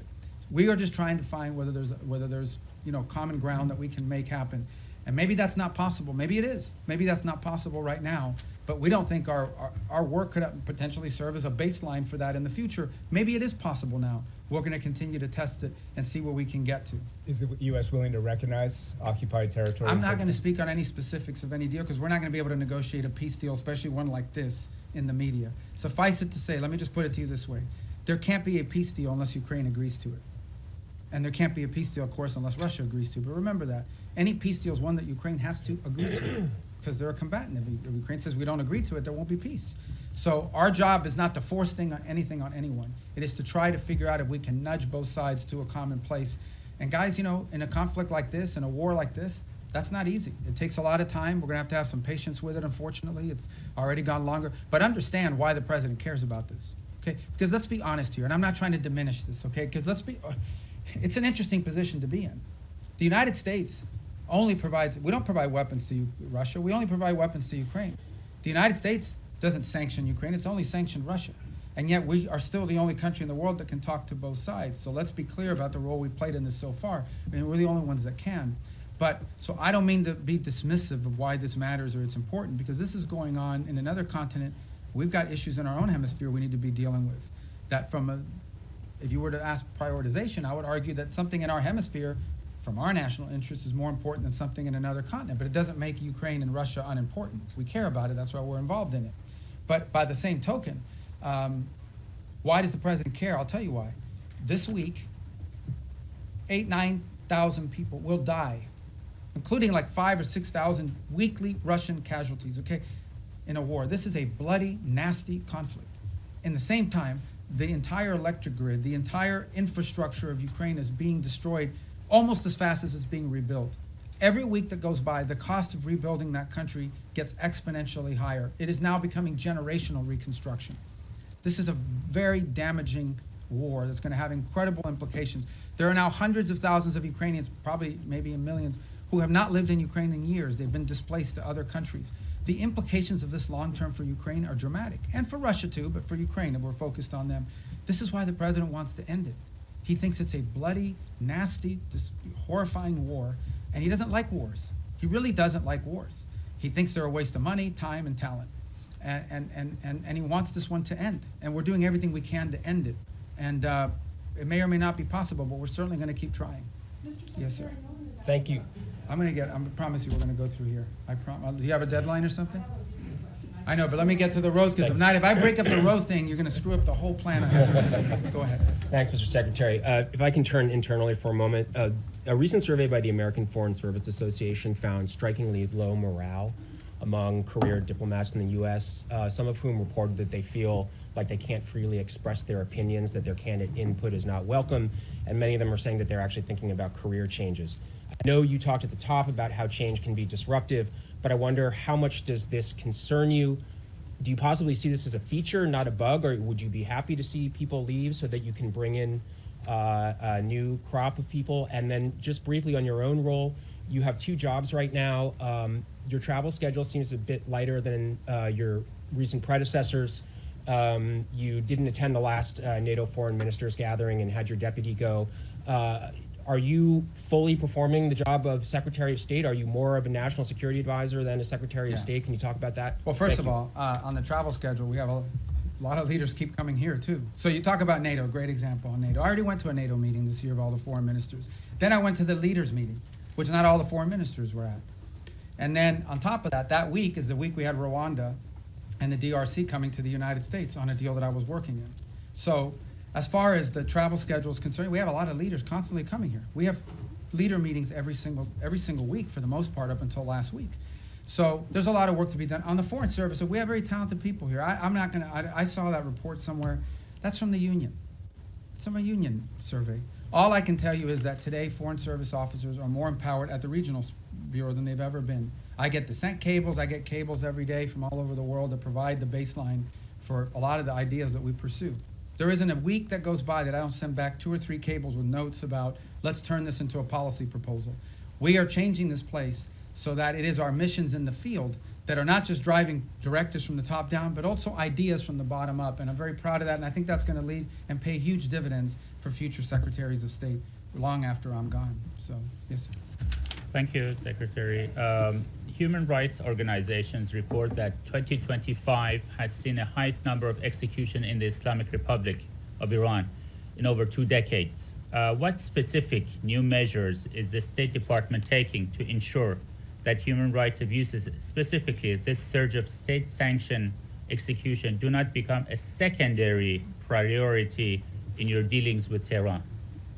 Well, ultimately, look, we have very deep systemic disagreements with the regime in Iran. And it's part of one of, if not the most sanctioned country in the world, one of the most sanctioned countries in the world. There isn't a week that goes by, or at least 2-3 times a month, I'm authorizing some new sanction on some new entity related to Iran. I don't think anyone could argue that this administration has been friendly towards them. So we continue to feature these things because it tells us about who they are. In the case of some of these executions that you're talking about, some of them, by the way, were in the aftermath of the war with Israel, where they went through and have jailed people and accused people of being informants and spies and things of that nature. But we're under no illusion, and every year we put out a report that outlines this, and we've been pretty consistent in our messaging. Our problem with the Iranian regime isn't simply, obviously it's predominantly their desire to acquire nuclear weapons, their sponsorship of terrorism, but it's ultimately the treatment of their own people. I said it in my hearing a year ago in the Senate, and I say it now, I know of no nation on earth where there is such a difference between a regime that governs the country and the people who live there every single day. That regime is not reflective of the people who live in Iran, who are the inheritors of a proud and long cultural legacy and a proud history. And then you've got a clerical radical regime that has driven and taken the wealth of that country and used it, not to enrich secure their people and their future, not to make sure they have enough water and electricity. They've used their money to sponsor terrorist organizations all over the world. That's what they've used their money for. So we're going to continue to consistently point that out. Secretary, second. I'm sorry, I got to go because I'm getting everybody today. Regarding Europe, you said that Europe was not going to be able to mediate between Russia and Ukraine. There's been some disengagement. There's some push within the European Union to either not comply with the increase in defense spending that the United States has been promoting, or also some European countries like Spain promoting closer ties to China, or going to China, or inviting more investment from China, or even Chinese technology in critical infrastructure. Are you concerned at all about this path? No, the countries made a commitment in NATO at a meeting I was at, where they made the 5% pledge, which is a dramatic and historic pledge, with the exception of Spain, of course, who didn't make that pledge. And we've had no indication from any of the countries that agreed to that they're not going to do it because it's in their own interest. It's in their own interest. Bottom line is, increasing their defense capacity is in their interest because it's their defense. As far as opening up to China, look, one of the biggest problems Europe faces is they're being flooded with cheap Chinese goods, including Chinese cars. They're being flooded. Their own industrial base is under attack by unfair Chinese practices economically. So, I don't know about the rhetoric you're pointing to or the examples, but that's a threat that Europe faces, and they need a rebalancing as well. They're also, like we are, experiencing disruptions to supply chains and things at the economic realm that are very problematic and dangerous for national security. So we would expect them to act at their national interests, both continentally and individually as their own countries. All right, we got to speed it up. Yes, ma'am. Hi, Annalise Nielsen from Sky News Australia. In your national security strategy, you've warned Europe about civilizational erasure. When you've been watching what's been happening in Australia with the rise of anti-Semitism and our government's response to the Bondi massacre, our Prime Minister's dodged direct questions on Islamic extremism, but then unprompted evoked right-wing extremism as a threat. Do you have any message to Australia about civilizational erasure, and why is America watching? Look, I just think it's very simple, and that is that any mass migration is highly disruptive to any country. We talked about it here in the United States. When you experience mass migration, I don't talk about immigration, I'm talking about mass migration. Okay, mass migration is a negative thing. It's not positive. And it's very difficult for any society to absorb and assume hundreds of thousands, if not millions of people over a short period of time, especially if they come from halfway around the world. There are cultural and assimilations issues related to that, et cetera. And so these are concerns that it's concerns I have about our own country primarily. It's been a priority of this administration to address this. But I think it's a growing concern in Europe. I mean, there are other voices in Europe and obviously in Australia as well that have expressed concern about this. These are facts. This doesn't make you anti-anybody. What it makes is you do have, as a sovereign country, the right to control how many people you absorb, how many people you allow in, and who those people are. This is a very basic sovereign right. Okay? It doesn't mean you don't allow any people in. There are people coming into this country every day to visit, to work, to live permanently, but you have to know who they are, and you have to have some limits and controls over what those numbers are. And obviously, because of some of the things we've seen, mass migration over the last decade has been highly disruptive, not just to the United States, but also to continental Europe, and in some cases in the Indo-Pacific as well. So I just think this is a real challenge that multiple Western advanced industrialized countries are facing, and I think it's pronounced in parts of Europe as well, and obviously, at least on the basis of your question, appear to be a challenge as well in Australia. All right, to the next row. Yes, ma'am. Are you not? Hold on, Andrea, right behind you. I'm going to get to everybody. Go. Yeah. Oh, I just wanted to ask. You don't have a question? Okay, no, I'm kidding. Go ahead. On Ukraine this weekend, the meetings with the Ukrainian delegation and the U.S. delegation, are you planning to participate It's in in those Miami. meetings? They're starting today and tomorrow. I may be there tomorrow for a portion of it. There's another one happening today, but that one is with the Turks and the Qataris and the UAE on the Gaza plan. So if I'm not there, because I have things we have to do here today, like talk to you guys, I think tomorrow, since that, it's in Miami as well. So, yeah, go ahead. Yes, sir. Thank you, Mr. Secretary. Timothy Inrozzi with the Washington Examiner. Going back to the previous question about Europe, and I believe the Sky News reporter referenced civilizational erasure, which is a term that has been used by both the White House and the State Department. Both the White House and the State Department have made kind of recurring overtures to Europe as a civilization that is in some sort of danger and that should join with the United States as a sort of Western civilizational bloc. And it seems to be a recurring priority. However, with the release of the National Security Strategy, many European leaders, leader of Germany, members of the EU, of the European Parliament, have found it totally unacceptable or offensive or question the allyship of the United States with the rhetoric that was used. So I just wonder if the United States is correct in that these policies like mass migration will lead to civilizational erasure. Is it possible to save European civilization if the governments simply don't want to be saved?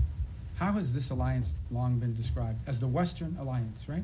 What is it that, and it's not just me saying, you go to these NATO meetings and meet with people, what they will tell you is our shared history, our shared legacy, our shared values, our shared priorities. That's what they talk about as the reason for this alliance. Well, if you erase your shared history, your shared culture, your shared ideology, your shared priorities, your shared principles, then you just have a straight up defense agreement. That's all you have.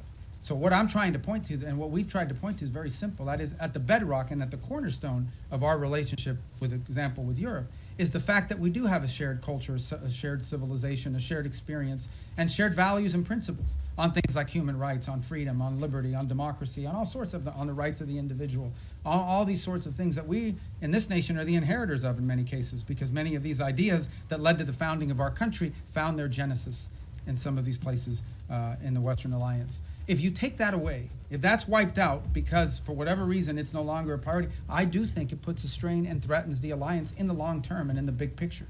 Now, whatever internal politics causes people to dispute this, I'm not going to comment on, other than to tell you that I do think that at the core of these special relationships we have is the fact that we have shared history, shared values, shared civilizational principles that we should be unapologetic about. This is a nation that was founded on Western principles. Founded on Western principles like liberty, the value of and the right of the individual, the right of self-governance. These are all Western values. Now, others may have adopted it in different parts of the world, but they emanate from Western history. And it's something that we should be apologetic about. Why would we be apologetic about it? Anyone who doesn't recognize, for example, that many of the features of our system of government find their root in Roman and Greek history is a fool. Is a fool. It's just not true. And so I think that we need to understand and embrace that, not negate it. And I think that's what we're pointing to here, is that we are concerned that particularly in parts of Western Europe, those things that underpin our alliance and our tie to them could be under threat in the long term. And by the way, there are leaders in those countries that recognize that as well. Some say it openly, some say it privately. In the eastern and southern part of Europe, they're much more open about it. Nonetheless, it is a factor that needs to be addressed. Yes, ma'am. Was it the New York Post?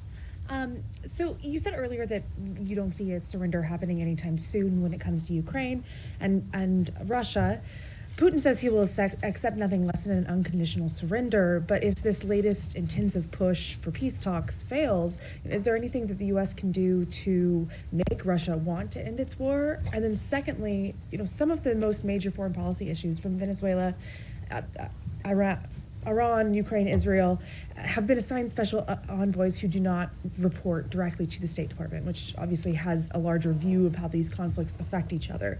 How intimately has State been involved with these envoys' strategies and actions this year? And do you see State taking a larger role in these kind of day-to-day negotiations? I disagree with the premise of your question. I mean, every envoy that's been involved in all these critical issues, I personally work with very closely. I talk to them 4 or 5 times a day, or meet with them, or they're in the White House, or they're here, primarily in the White House, or they're involved in the same meetings we're involved in. I mean, that's just not factual. No one is out there doing independent action. All of it is strongly coordinated. It's one of the benefits of also being the National Security Advisor, is it allows us to also organize the interagency. Every single one of these envoys, I speak about Steve Woodcock in particular, who's a phenomenal person, very smart, very talented, who dedicates, he doesn't get paid to do this job, he does it for free. And he invests a tremendous amount of time, full time on this thing, traveling all over the world, doing all kinds of things. Okay, but Steve doesn't do anything independently. He relies on the interagency. He gets support from Treasury, sometimes from Commerce, certainly from the Department of War, and from the State Department. In fact, he's staffed in many of these visits by State Department folks, and including the ones in Miami, especially as we get to the technical parts of these agreements. So the synergy there is very tight across the board. And so I think that's just not factual. I was referring to Envoy Grinnell with Venezuela and some of those conflicts earlier this year that really kind of weren't helpful in getting towards the release of the prisoners. Yeah, look, everything that's been done in this administration has been coordinated in some form or fashion.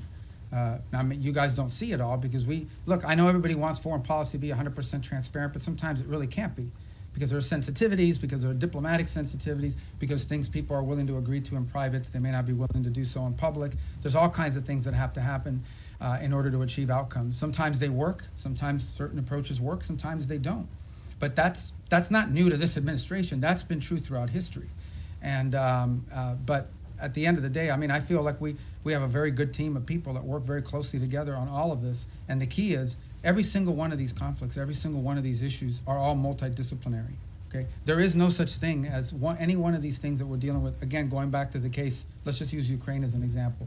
In the case of Ukraine, it involved Treasury with regards to the minerals deal. It involves Commerce to some extent. It most certainly involves the Department of War in terms of not just battlefield assessments, but the sale of weaponry through Pearl, et cetera. It involves the Department of State in terms of everything from interpreters to the technical work of actually putting words to paper that would make sense in an agreement and supporting these visits. We had a very important meeting in Geneva, hosted at our embassy, supported by diplomatic personnel that were involved in doing that, and a lot of the follow-up as well that has to happen with some of these things. You know, peace deals aren't just, in the case of Gaza, strongly supported. We took our ambassador in Yemen, who can't be in Yemen, Fagan, and assigned him for 8 weeks on that portfolio so that we could have someone there to help navigate and coordinate all of the technical aspects. You can reach a peace agreement in concept, but then someone's got to sit down and write down the technical language and the specificity, and they rely on the professionals in this department and other government agencies, depending on the subject matter.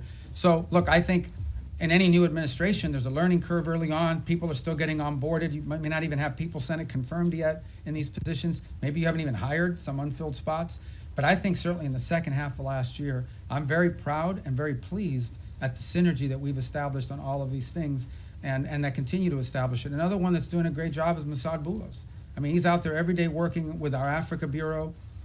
They're very involved in this, on trying to deal with Sudan, on trying to deal with the Rwanda DRC. So we have a good team of people that work very well together and very collaboratively, and we're going to build on that in the new year. Yes, ma'am. Thanks. Shelby Talcott with Semaphore. Vanity Fair quoted you as wondering whether Putin just wants the entirety of Ukraine. I'm curious if that's still a question for you, and how confident are you in being able to reach a peace agreement if that is a question? And then along those lines, is there a deadline for Russia and Ukraine to come to an agreement before this administration walks away?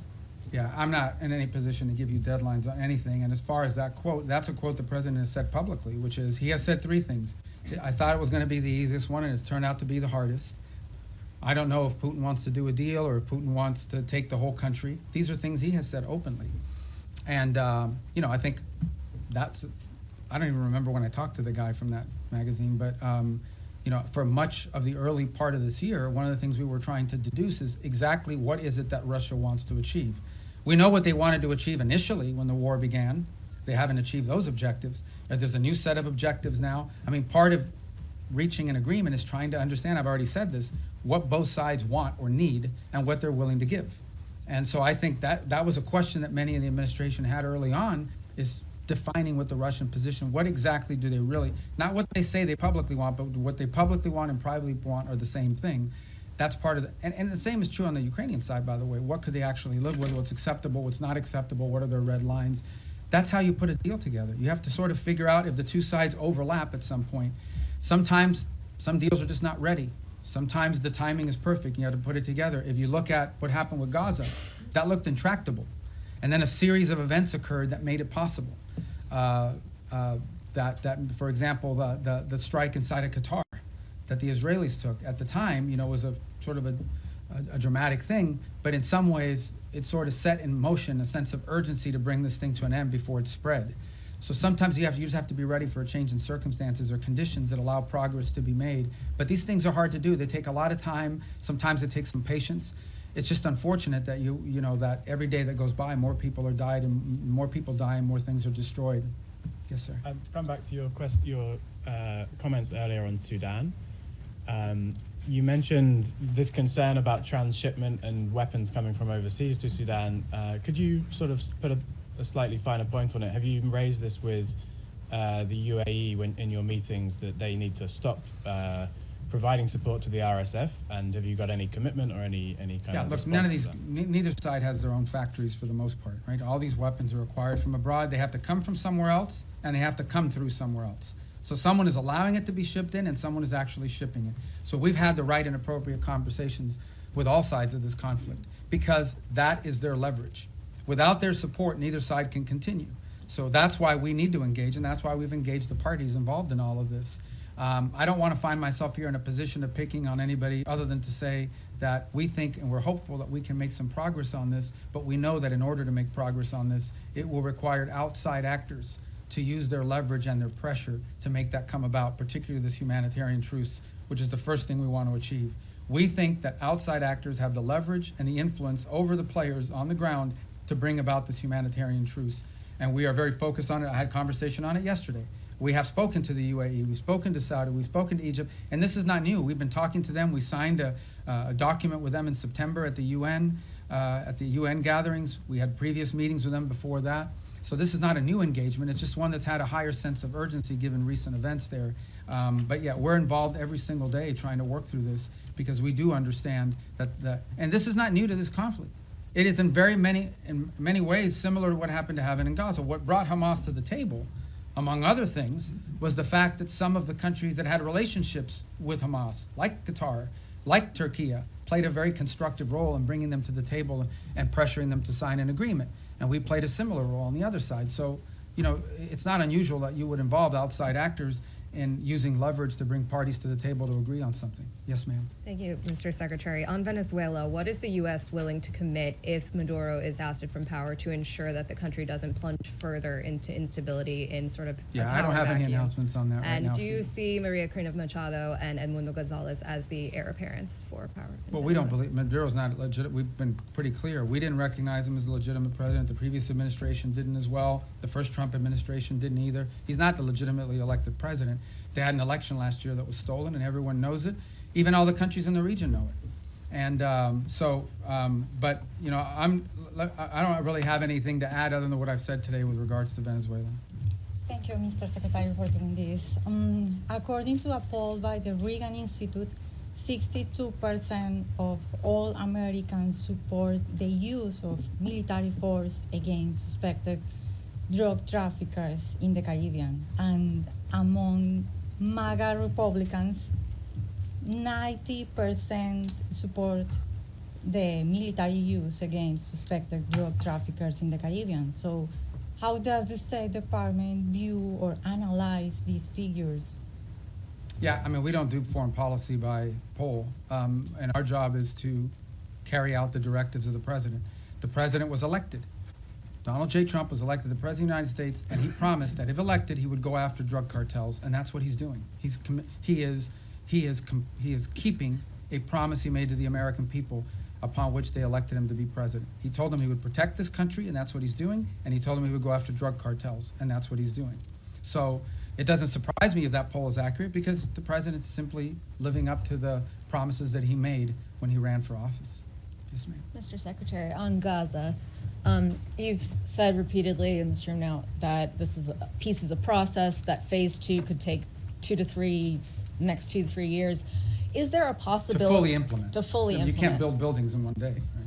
Is there a possibility in your mind that the status quo, more or less as we see it now, with this sort of insufficient flow of aid, periodic violations of the ceasefire by each side, a lack of reconstruction, and of course the absence of an international security force, that this could potentially continue more or less through the rest of the president's term?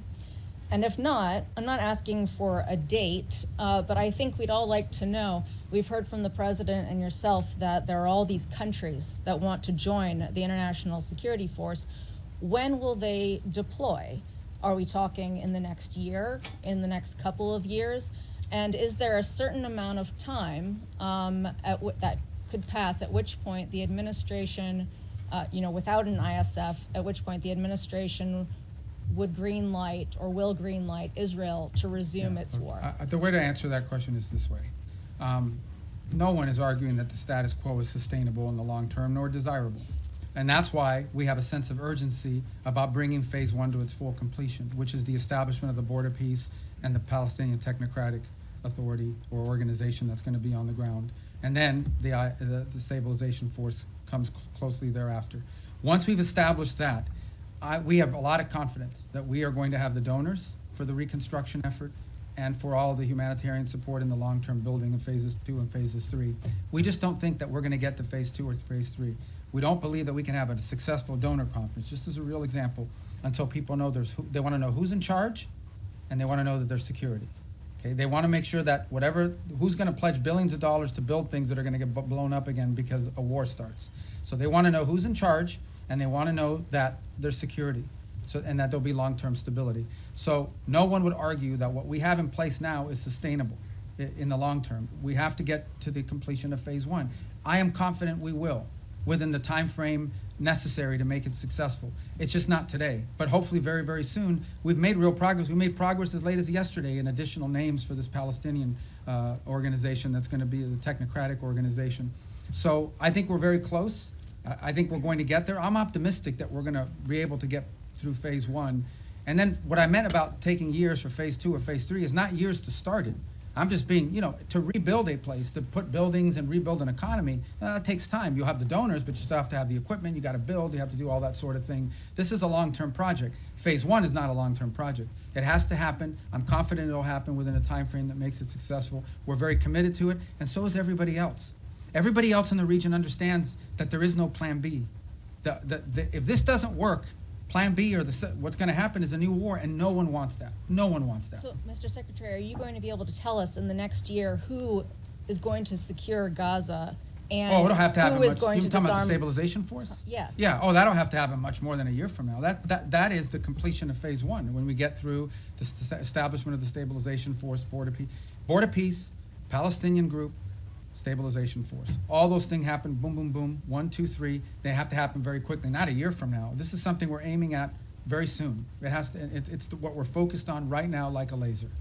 All right. Yes, sir. Secretary, thanks for all the time. And it's not going to be 4 hours, I promise.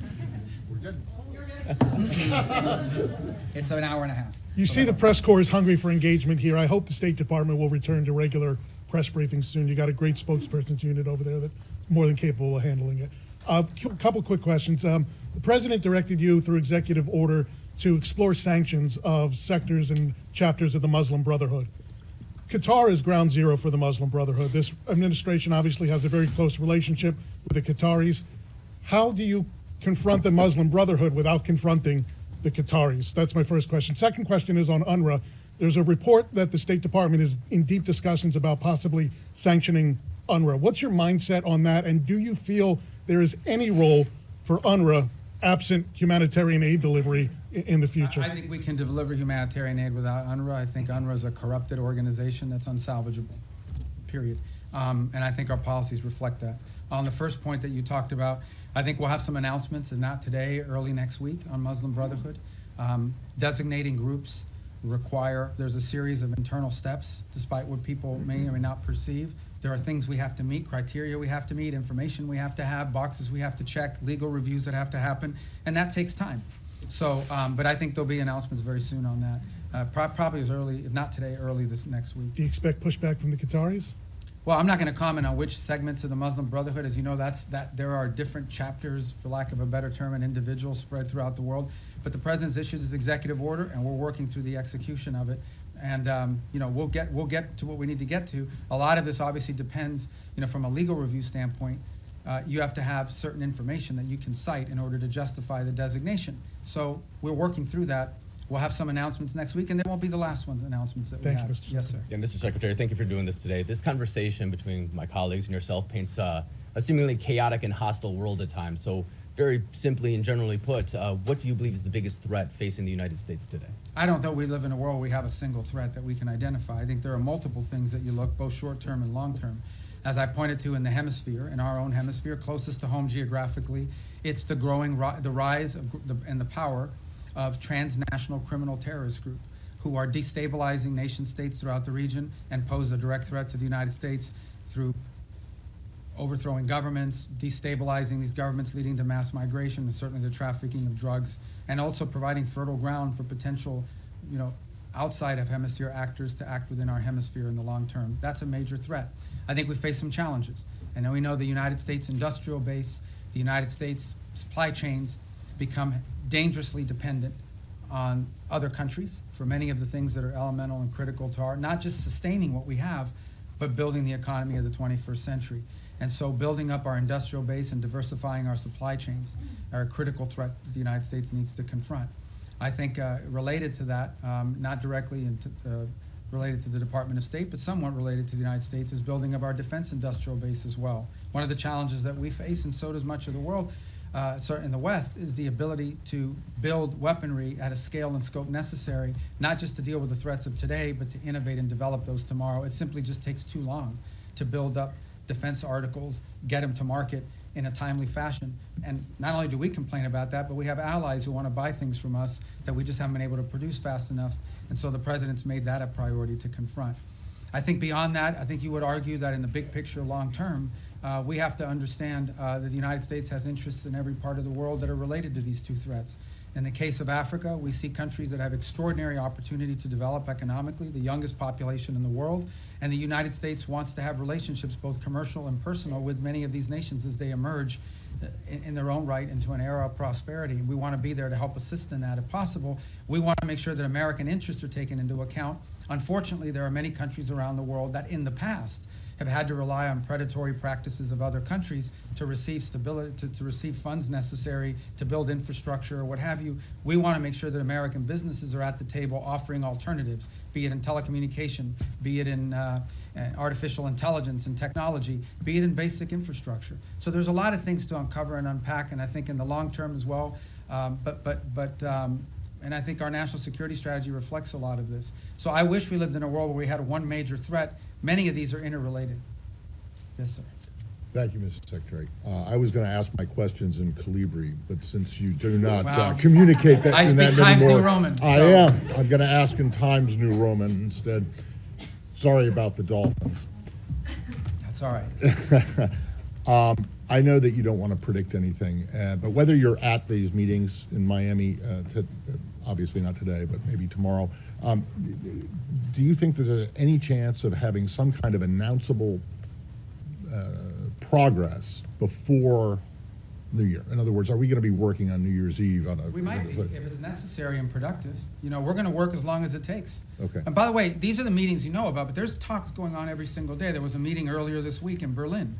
There's phone calls every day. There's phone calls every day, be it with my counterparts that are national security advisors, or my counterparts that are foreign ministers, or what Steve is engaged in, or what Jared's been engaged in, or what even at the diplomatic level, some of, you know, there are days where it's Matt Whitaker, over our ambassador to NATO, that's involved in a conversation, or one of our ambassadors, one of the nation states that are relaying back a conversation or involved in one. So there's work happening every day, all the time, probably around the clock. Not just on Ukraine, but on all these other things. Okay. And then So, just but these are the meetings you know about, and everybody kind of focuses on them as big events, but there's work happening all the time that lead up to those meetings and follow those meetings. As far as predicting a timeline, look, I'm not going to do that. This is a difficult task. It's an important one. We're focused on it. We want to get there as soon as possible. Okay, so and then obviously Gaza and Ukraine are still works in progress, but of the peace agreements that have been reached so far, two of them are in obvious trouble, right? You know, obviously which ones they are: Cambodia, Thailand, DRC, Rwanda. In retrospect, and I know that work is being done to try and resuscitate these, but in retrospect, do you think that the administration, the president, but also others, declared victory on these too early? I mean, this fighting, for example, with Thailand and Cambodia did stop. Both sides have made commitments in writing that they signed. Those commitments today are not being kept as a result of both sides claim grievances against one another. And so the work now is to bring them back to the table. The ASEAN ministers will be meeting on Monday. I had a call yesterday with my Thai counterpart and intend to do the same. And we've been involved, the president, in conversations this weekend. And our hope is between now and Monday to work to bring everybody back to compliance with the agreements that were made. In the case of the DRC and Rwanda, we have signed commitments from both sides. Those commitments are not being met. But at least we have the signed commitments. We now can hold people to something and we can push them. And in that case, by the way, for example, in the case of Rwanda DRC, as a good example, not only have we been engaged, but we have asked our friends on the Hill, both Republicans and Democrats, to also engage in conversations of their own with these leaders so they understand this is a bipartisan, multi-branch of government interest in this topic. But the good news about both of those is we have signed agreements. At least we have something we can push them towards compliance on. But as I said, in many of these cases with peace, you sign a peace deal, there's compliance, something happens, they fall out of compliance, you got to bring them back, you got to try to push. But at least instead of negotiating something new, you're simply trying to now push people back to compliance with what they already agreed on. So I think these were achievements. In the case of Cambodia and Thailand, it actually did stop fighting. It has now restarted, and we are working hard to push everybody back to compliance. And we are cautiously optimistic that we can get there by Monday or Tuesday of next week. We're hopeful. But there's more work to be done to that point. All right. Thank you. Mr. Secretary, you've said, including here today, that Maduro doesn't honor deals. How can the U.S. achieve the goal that you're describing of stopping the drug traffickers and the terrorists without Maduro leaving, number one? And number two, a topic that hasn't been asked about yet, State Department officials have recently met with visiting AFD officials from Germany, and we're hearing from AFD members as well as analysts who see the national security strategy as an effort by the administration to endorse the AFD. Can you share anything about the views of your views or the views of the administration on the AFD in Germany? Yeah, I mean, on the case of Venezuela, I mean, I've answered it repeatedly now. I can only tell you our national interest is ending the flow of drugs towards the United States and these terrorist activities that are occurring that include cooperation with these gangs. Beyond that, I'm not going to speculate on what leads us to that outcome, other than to say that we're very committed to reaching that outcome. We meet with a broad array of political actors in multiple countries all over the world. They come, they visit the United States. We want to know who they are. We want to meet with them. We want to hear them out. As I told you, we have a president who generally does not view meeting anyone as a concession. So there are broad political actors. We've met with broad political actors from different parts of the Western Hemisphere as well, and broad political actors from different parts of the world. So I think it's important, and part of our job is to understand the full political spectrum of countries around the world, including countries we have alliances with. I would say that many of our allied countries, they meet with Democrats and Republicans, and sometimes libertarians or whoever. I mean, political figures that travel overseas, they also have meetings with them. So part of the job of the State Department is to inform the administration about sort of the internal political dynamics of the countries that we have alliances and partnerships with. Because in the end, we don't know what the outcomes of elections are, but understanding that the internal political climate of individual countries is a key part of determining how we approach and pursue public policy in partnership with them. And that's why, you know, we've had recent elections here in the Western Hemisphere, and we've met with multiple people that are running. Meeting with them does not mean we're endorsing them for president of Bolivia or president of Chile, but we do want to know who these people are and what they're about and what they're thinking, because it informs our work. And by the way, so, you know, we do that from the embassy as well. I mean, we get a lot of the cables I have is a meeting they met with someone who's going to run for president in 2 years. That doesn't mean we're endorsing the person, but we should probably know a little bit about them in case they win. And even if they don't win, if their party has votes in the parliament or votes in their legislative branch, that's an important factor to consider. Yes. Thank you. Some key European and regional allies say they're limiting intelligence sharing with the United States because they're worried that the boat strikes violate international law and they don't want to be involved. Doesn't that strain these relations with key partners that you say you need in order to do these broader security efforts in the region? No. No, it doesn't. I mean, ultimately, at the end of the day, I'm not going to comment on intelligence matters. Look, every day I read stuff that's just not true. Every day. I'm not telling you guys are being, but you guys are being lied to sometimes. Like, sources will come to you and tell you things. Just because they have a government email doesn't mean they know what they're saying. Maybe they just want to sound important. Maybe they have other incentives. I'm not opining about your question in particular. I'm just writ large, but I'm not going to talk about intelligence matters. Suffice it to say that the United States, every boat strike we've conducted, okay, this is not people seeing a boat and say, okay, let the drummer get wicked and blow them up. We're not talking about that stuff. We are presenting every single one of these is justified. We know who's on those boats. We've been tracking them from the very beginning. We know everything about them. Okay, there are boat strikes we don't take because they don't meet the criteria, the legal criteria. We have everything we need, and it's one of the reasons why you've seen this massive deployment in the region, is to be able to gather intelligence and paint a picture that we can justify to lawyers based on the law. So I'm very confident about that effort. It's been very successful. Thank you, sir. Back to terrorist designations. Last month, the State Department designated 4 European groups aligned with Antifa as foreign terrorist organizations. Could we see more designations like that in the works for left-wing extremist groups, and what could the scope I mean, of if that the look groups like? involved in firebombing, if there's anybody involved in, you know, activities such as that could potentially inspire or lead to violence in the United States, we're going to designate them. So sure, if you have any we want to suggest, I will look at them. Okay, here you go. I told you we'd get to you. Go ahead. Thank you very much. Thanks for your patience. Mr. Secretary, I wanted to drill down on the way you and the administration see America's national interests, because you said that Ukraine is not on our continent, not our war. You said something in our own hemisphere is more important. So this involves both our commitment to the negotiations in Ukraine, which the President is passionately committed to for ending the rising numbers of deaths, he says. Russian President Putin told my colleague, Kira Simmons, today at the news conference in Moscow, we do not consider ourselves responsible for the loss of life because it was not us who started this war. Does the administration, does the President, you, the administration, believe that Putin was not the aggressor here? And if so, how can you reach an agreement between two parties when the aggressor will not acknowledge that he invaded a sovereign country? Let me, if I just may follow. So how do you reach any kind of compromise or ceasefire when Vladimir Putin repeatedly says, and you say that may not be what he really believes, but he has never said that he would make concessions.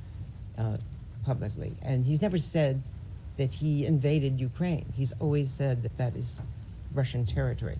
So why is that not in our national interest?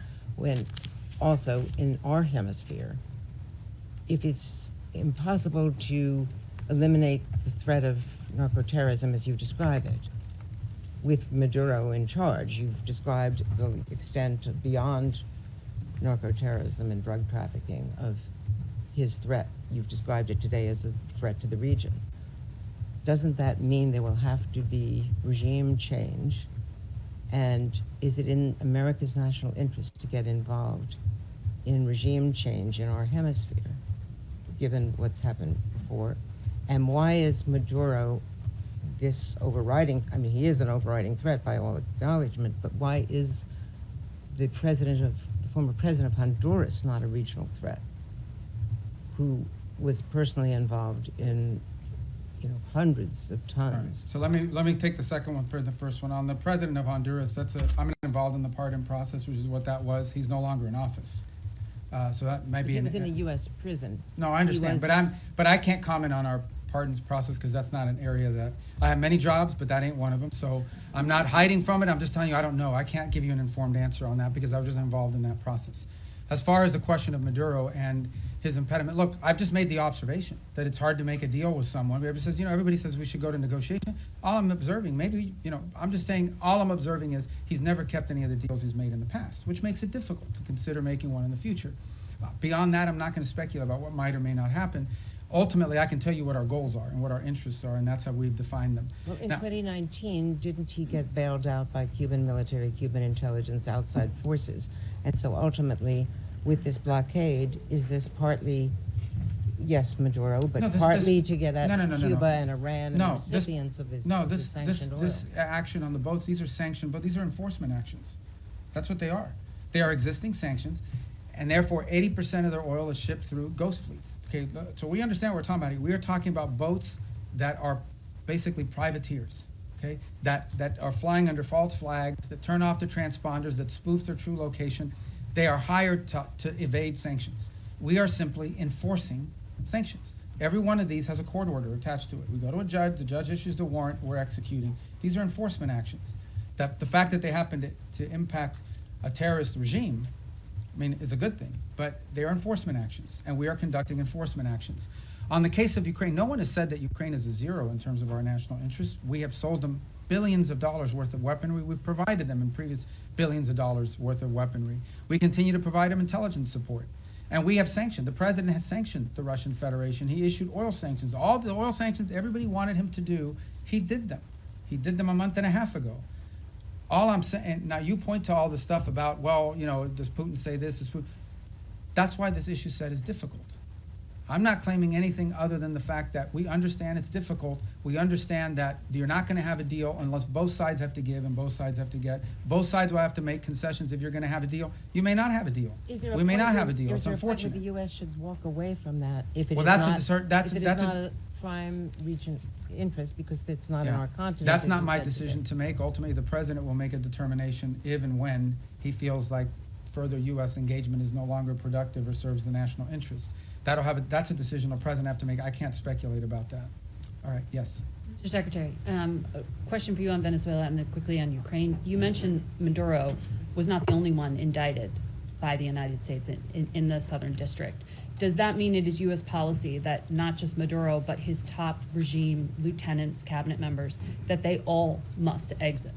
Yeah, no, I point to the indictment simply as when people say, well, how do we are alleging that he is, and I guess, you can describe it any way you want. I just want to make clear, this is not something we came up with. Right. We're basing it on a federal indictment and a superseding indictment. Cabello's in there. Yeah, a bunch of people are. And so, but what it proves is, and the reason why I raise the indictments is because the indictments are the point of the $50 million reward. And I believe the $25 or $10 million reward for Cabello and for others. My point is that this allegation, this claim that the Maduro regime is a narco-terrorist organization is not on the basis of political talk or speculation. It is on the basis of evidence provided to a grand jury in the Southern District of New York that returned an indictment. And that's why I point to those indictments. Can I ask you on Ukraine quickly? Because Russia has deployed its latest nuclear-capable missile system to Belarus, according to that country's leadership. We've heard from a number of European leaders, the Chancellor of Germany himself, that they think this era of Pax Americana is gone, that they are needing to prepare to be on a war footing because of the threat from Putin. Do you believe, does this administration believe today that Vladimir Putin will end his march on the eastern flank of Ukraine? And do you stand by our European allies against any kind of attack? Look, we have heard the same concerns from our allies in NATO. It's why we are in NATO. It's why we meet with them. It's why we talk to them all the time. I've spoken to Mark Rutte this year probably 40 times, and he's spoken to multiple people in our administration as well, multiple times. He's been here multiple times. He speaks to the president directly. It's why the United States basically is over 50% of NATO, both in troop commitments and in financial commitments as well. It's why we remain in NATO. It's why the president had a very positive visit in NATO. In the end, that's why we're in this alliance. And that's why Article 5 in the NATO alliance is important, and the president has reiterated that. We think it's a very strong deterrent against any of these fears or concerns that any of our allies in the region may have. And the president's been clear that we are committed to NATO, we're committed to the alliance, and our commitment isn't just rhetorical. Our commitment is in action, in the troops that have been deployed, in the monies that have been spent, in the capabilities that are located, in the cooperation and work that we do every single day with our NATO allies. The only thing we're asking for, which is not unfair, is for our partners in the alliance to improve their own capabilities. Because the more capable our allies in NATO are, the more capable NATO is. But We're are going you to keep saying doing these our allies part. are- We just want them to do more. And they've committed to do more. But these allies are saying that they are concerned now. Sure. And that's why we have NATO. So nothing has changed? Pax Americana, what the Chancellor of Oh, I don't Germany know. said I don't know would be- why he's saying that. You'll have to ask him why he's saying that. The truth of the matter is that NATO is the key defense alliance and agreement that has provided stability on the European continent. We believe it is stronger today than it's ever been because our allies have committed to increase their own defense spending. The more capable our allies are, we've already made our commitment.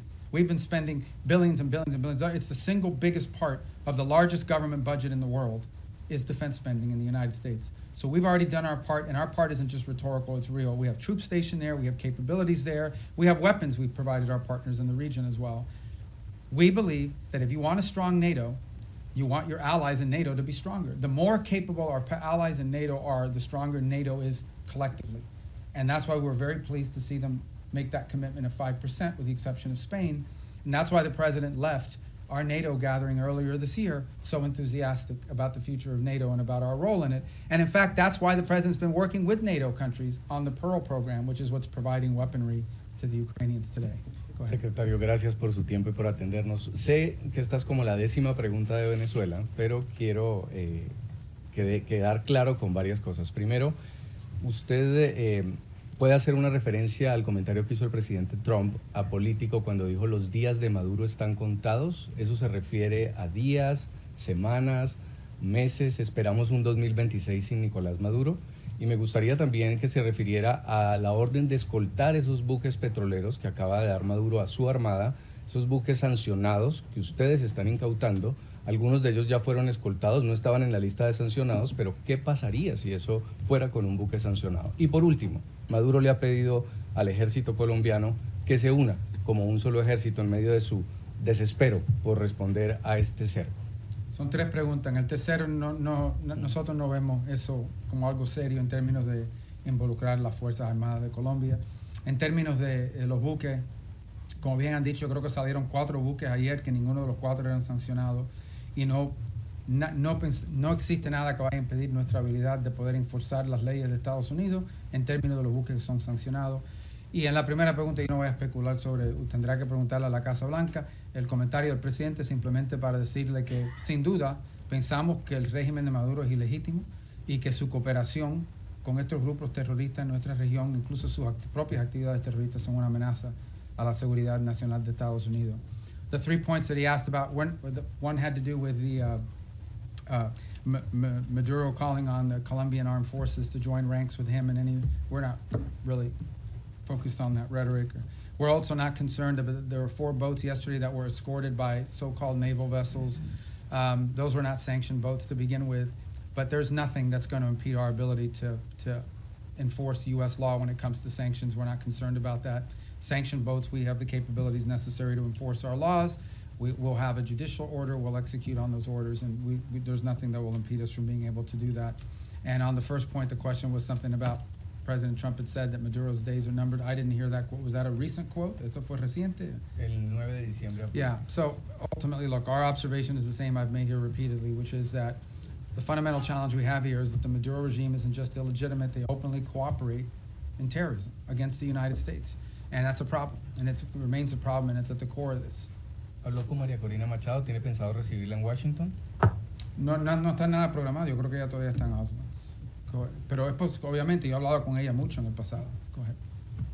Are you going to tell us in English?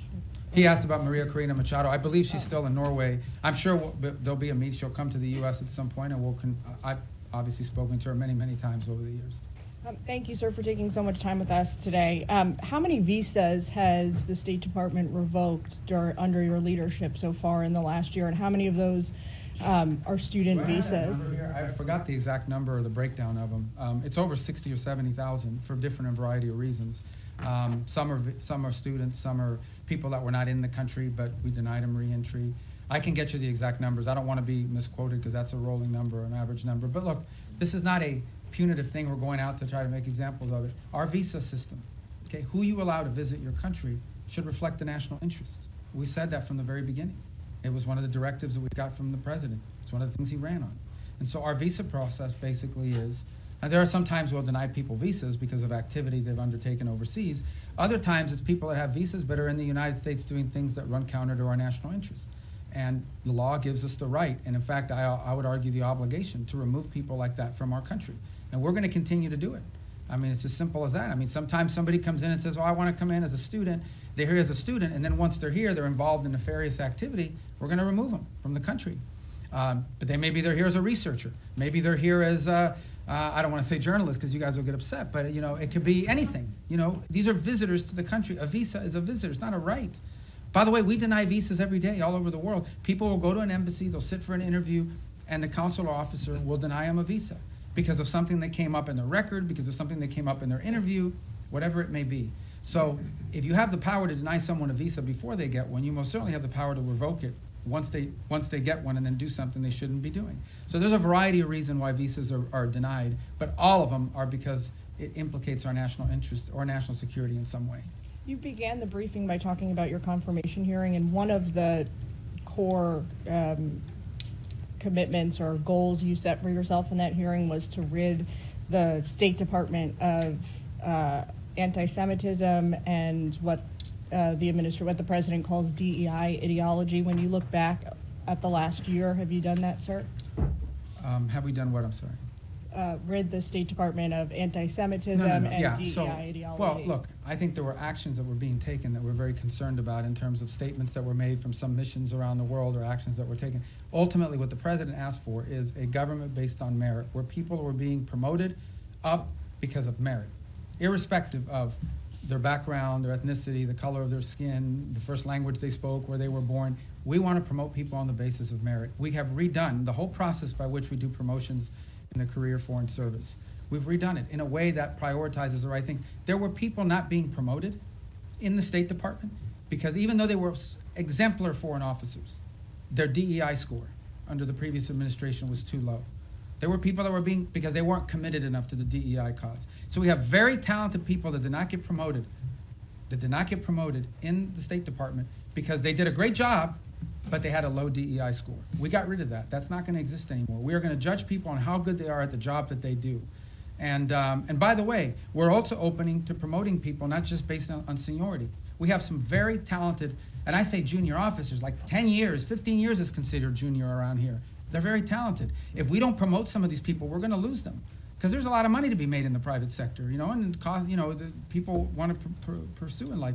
If people don't see upward mobility where they work, if they don't see the opportunity that by working hard and being successful, I'm going to be able to get ahead, they think they're reading roadblocks, they may leave and go work for another agency or outside of government. So we want to promote good people on the basis of merit. And I do think we have made changes. In fact, I just today approved a list of foreign service promotions for the president to submit to Congress, and it's on that new basis. So I'm really happy with that program. And look, we'll tinker with it, we'll improve it as time goes on, but we thought it was critically important that people be promoted on the basis of merit and skill, and not on all these other things, and certainly not on a DEI score.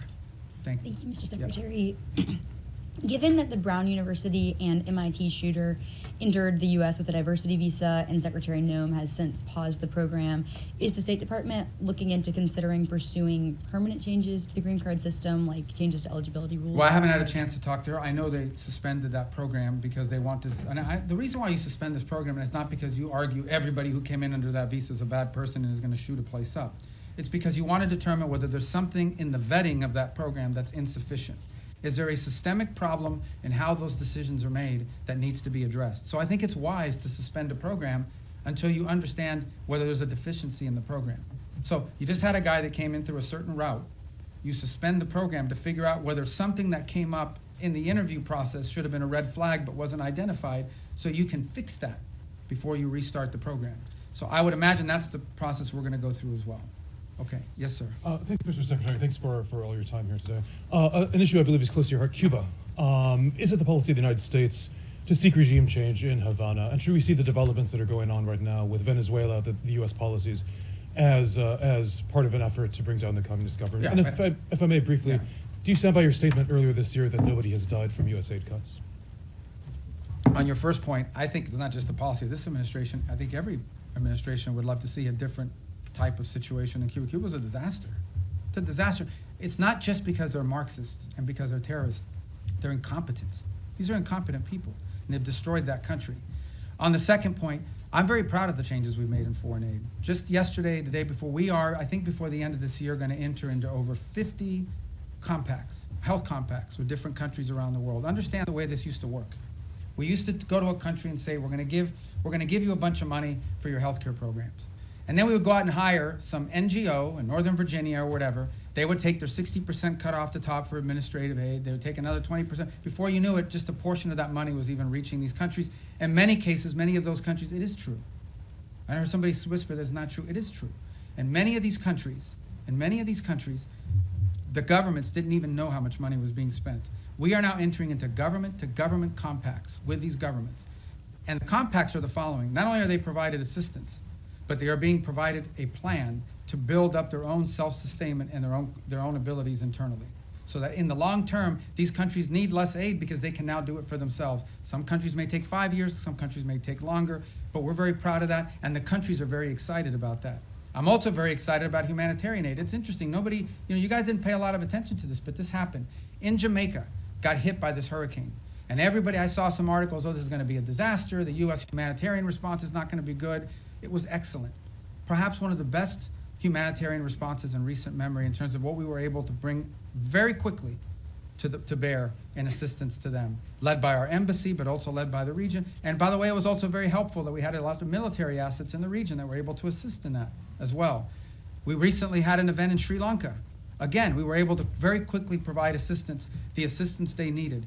So we're it's still a work in progress. We're still building this out. But I think in the big picture and in the long term, when people look back at this, they're going to say that we redid foreign aid in a way that actually delivered aid more effectively and in a way that furthered our national interests, both.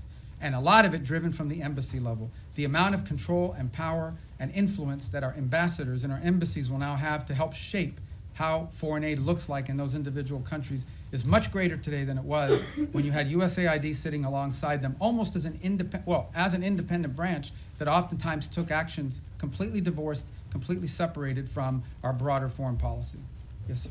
Thank you, Mr. Secretary. First, I want to ask a clarifying question regarding Venezuela. You mentioned you've spoken with the opposition leader repeatedly over the years. When was the last time you spoke with her? I don't recall. I mean, she was not in a place where talking was very easy. She was in hiding in Venezuela. Do you think there's a possibility we could be seeing a White House summit with her in any sort of future? I don't know. I mean, maybe. I don't know. I mean, nothing's been planned. And then shifting gears a little bit, the State Department mentioned earlier this year some free speech concerns, particularly in Europe. What are some goals you have in regards to that in 2026? Any countries or certain efforts that you have? Well, I mean, broadly, we're concerned about any place, first and foremost, where American free speech could be implicated, right? Are we going to live in a world where some American puts up a social media post and then gets to some airport somewhere and is arrested? We're also concerned about the impact that some of their policies are having on our social media platforms. As you recently saw, X, is facing this massive multi-million-dollar fine that they're going to have to pay, I guess, if they want to continue to operate. But I think more importantly, I think it touches on the broader question that was asked a little bit earlier. We all talk about how these alliances, in many cases our alliances with our European partners, are built on our common principles, our common values, as much as anything else. These aren't just a geopolitical arrangement. It is an alliance with like-minded countries with whom we share values and principles. And one of those values and principles, we hope, is freedom and the freedom of expression. And we're concerned that that is eroding. Okay, thank you, guys. Thank you.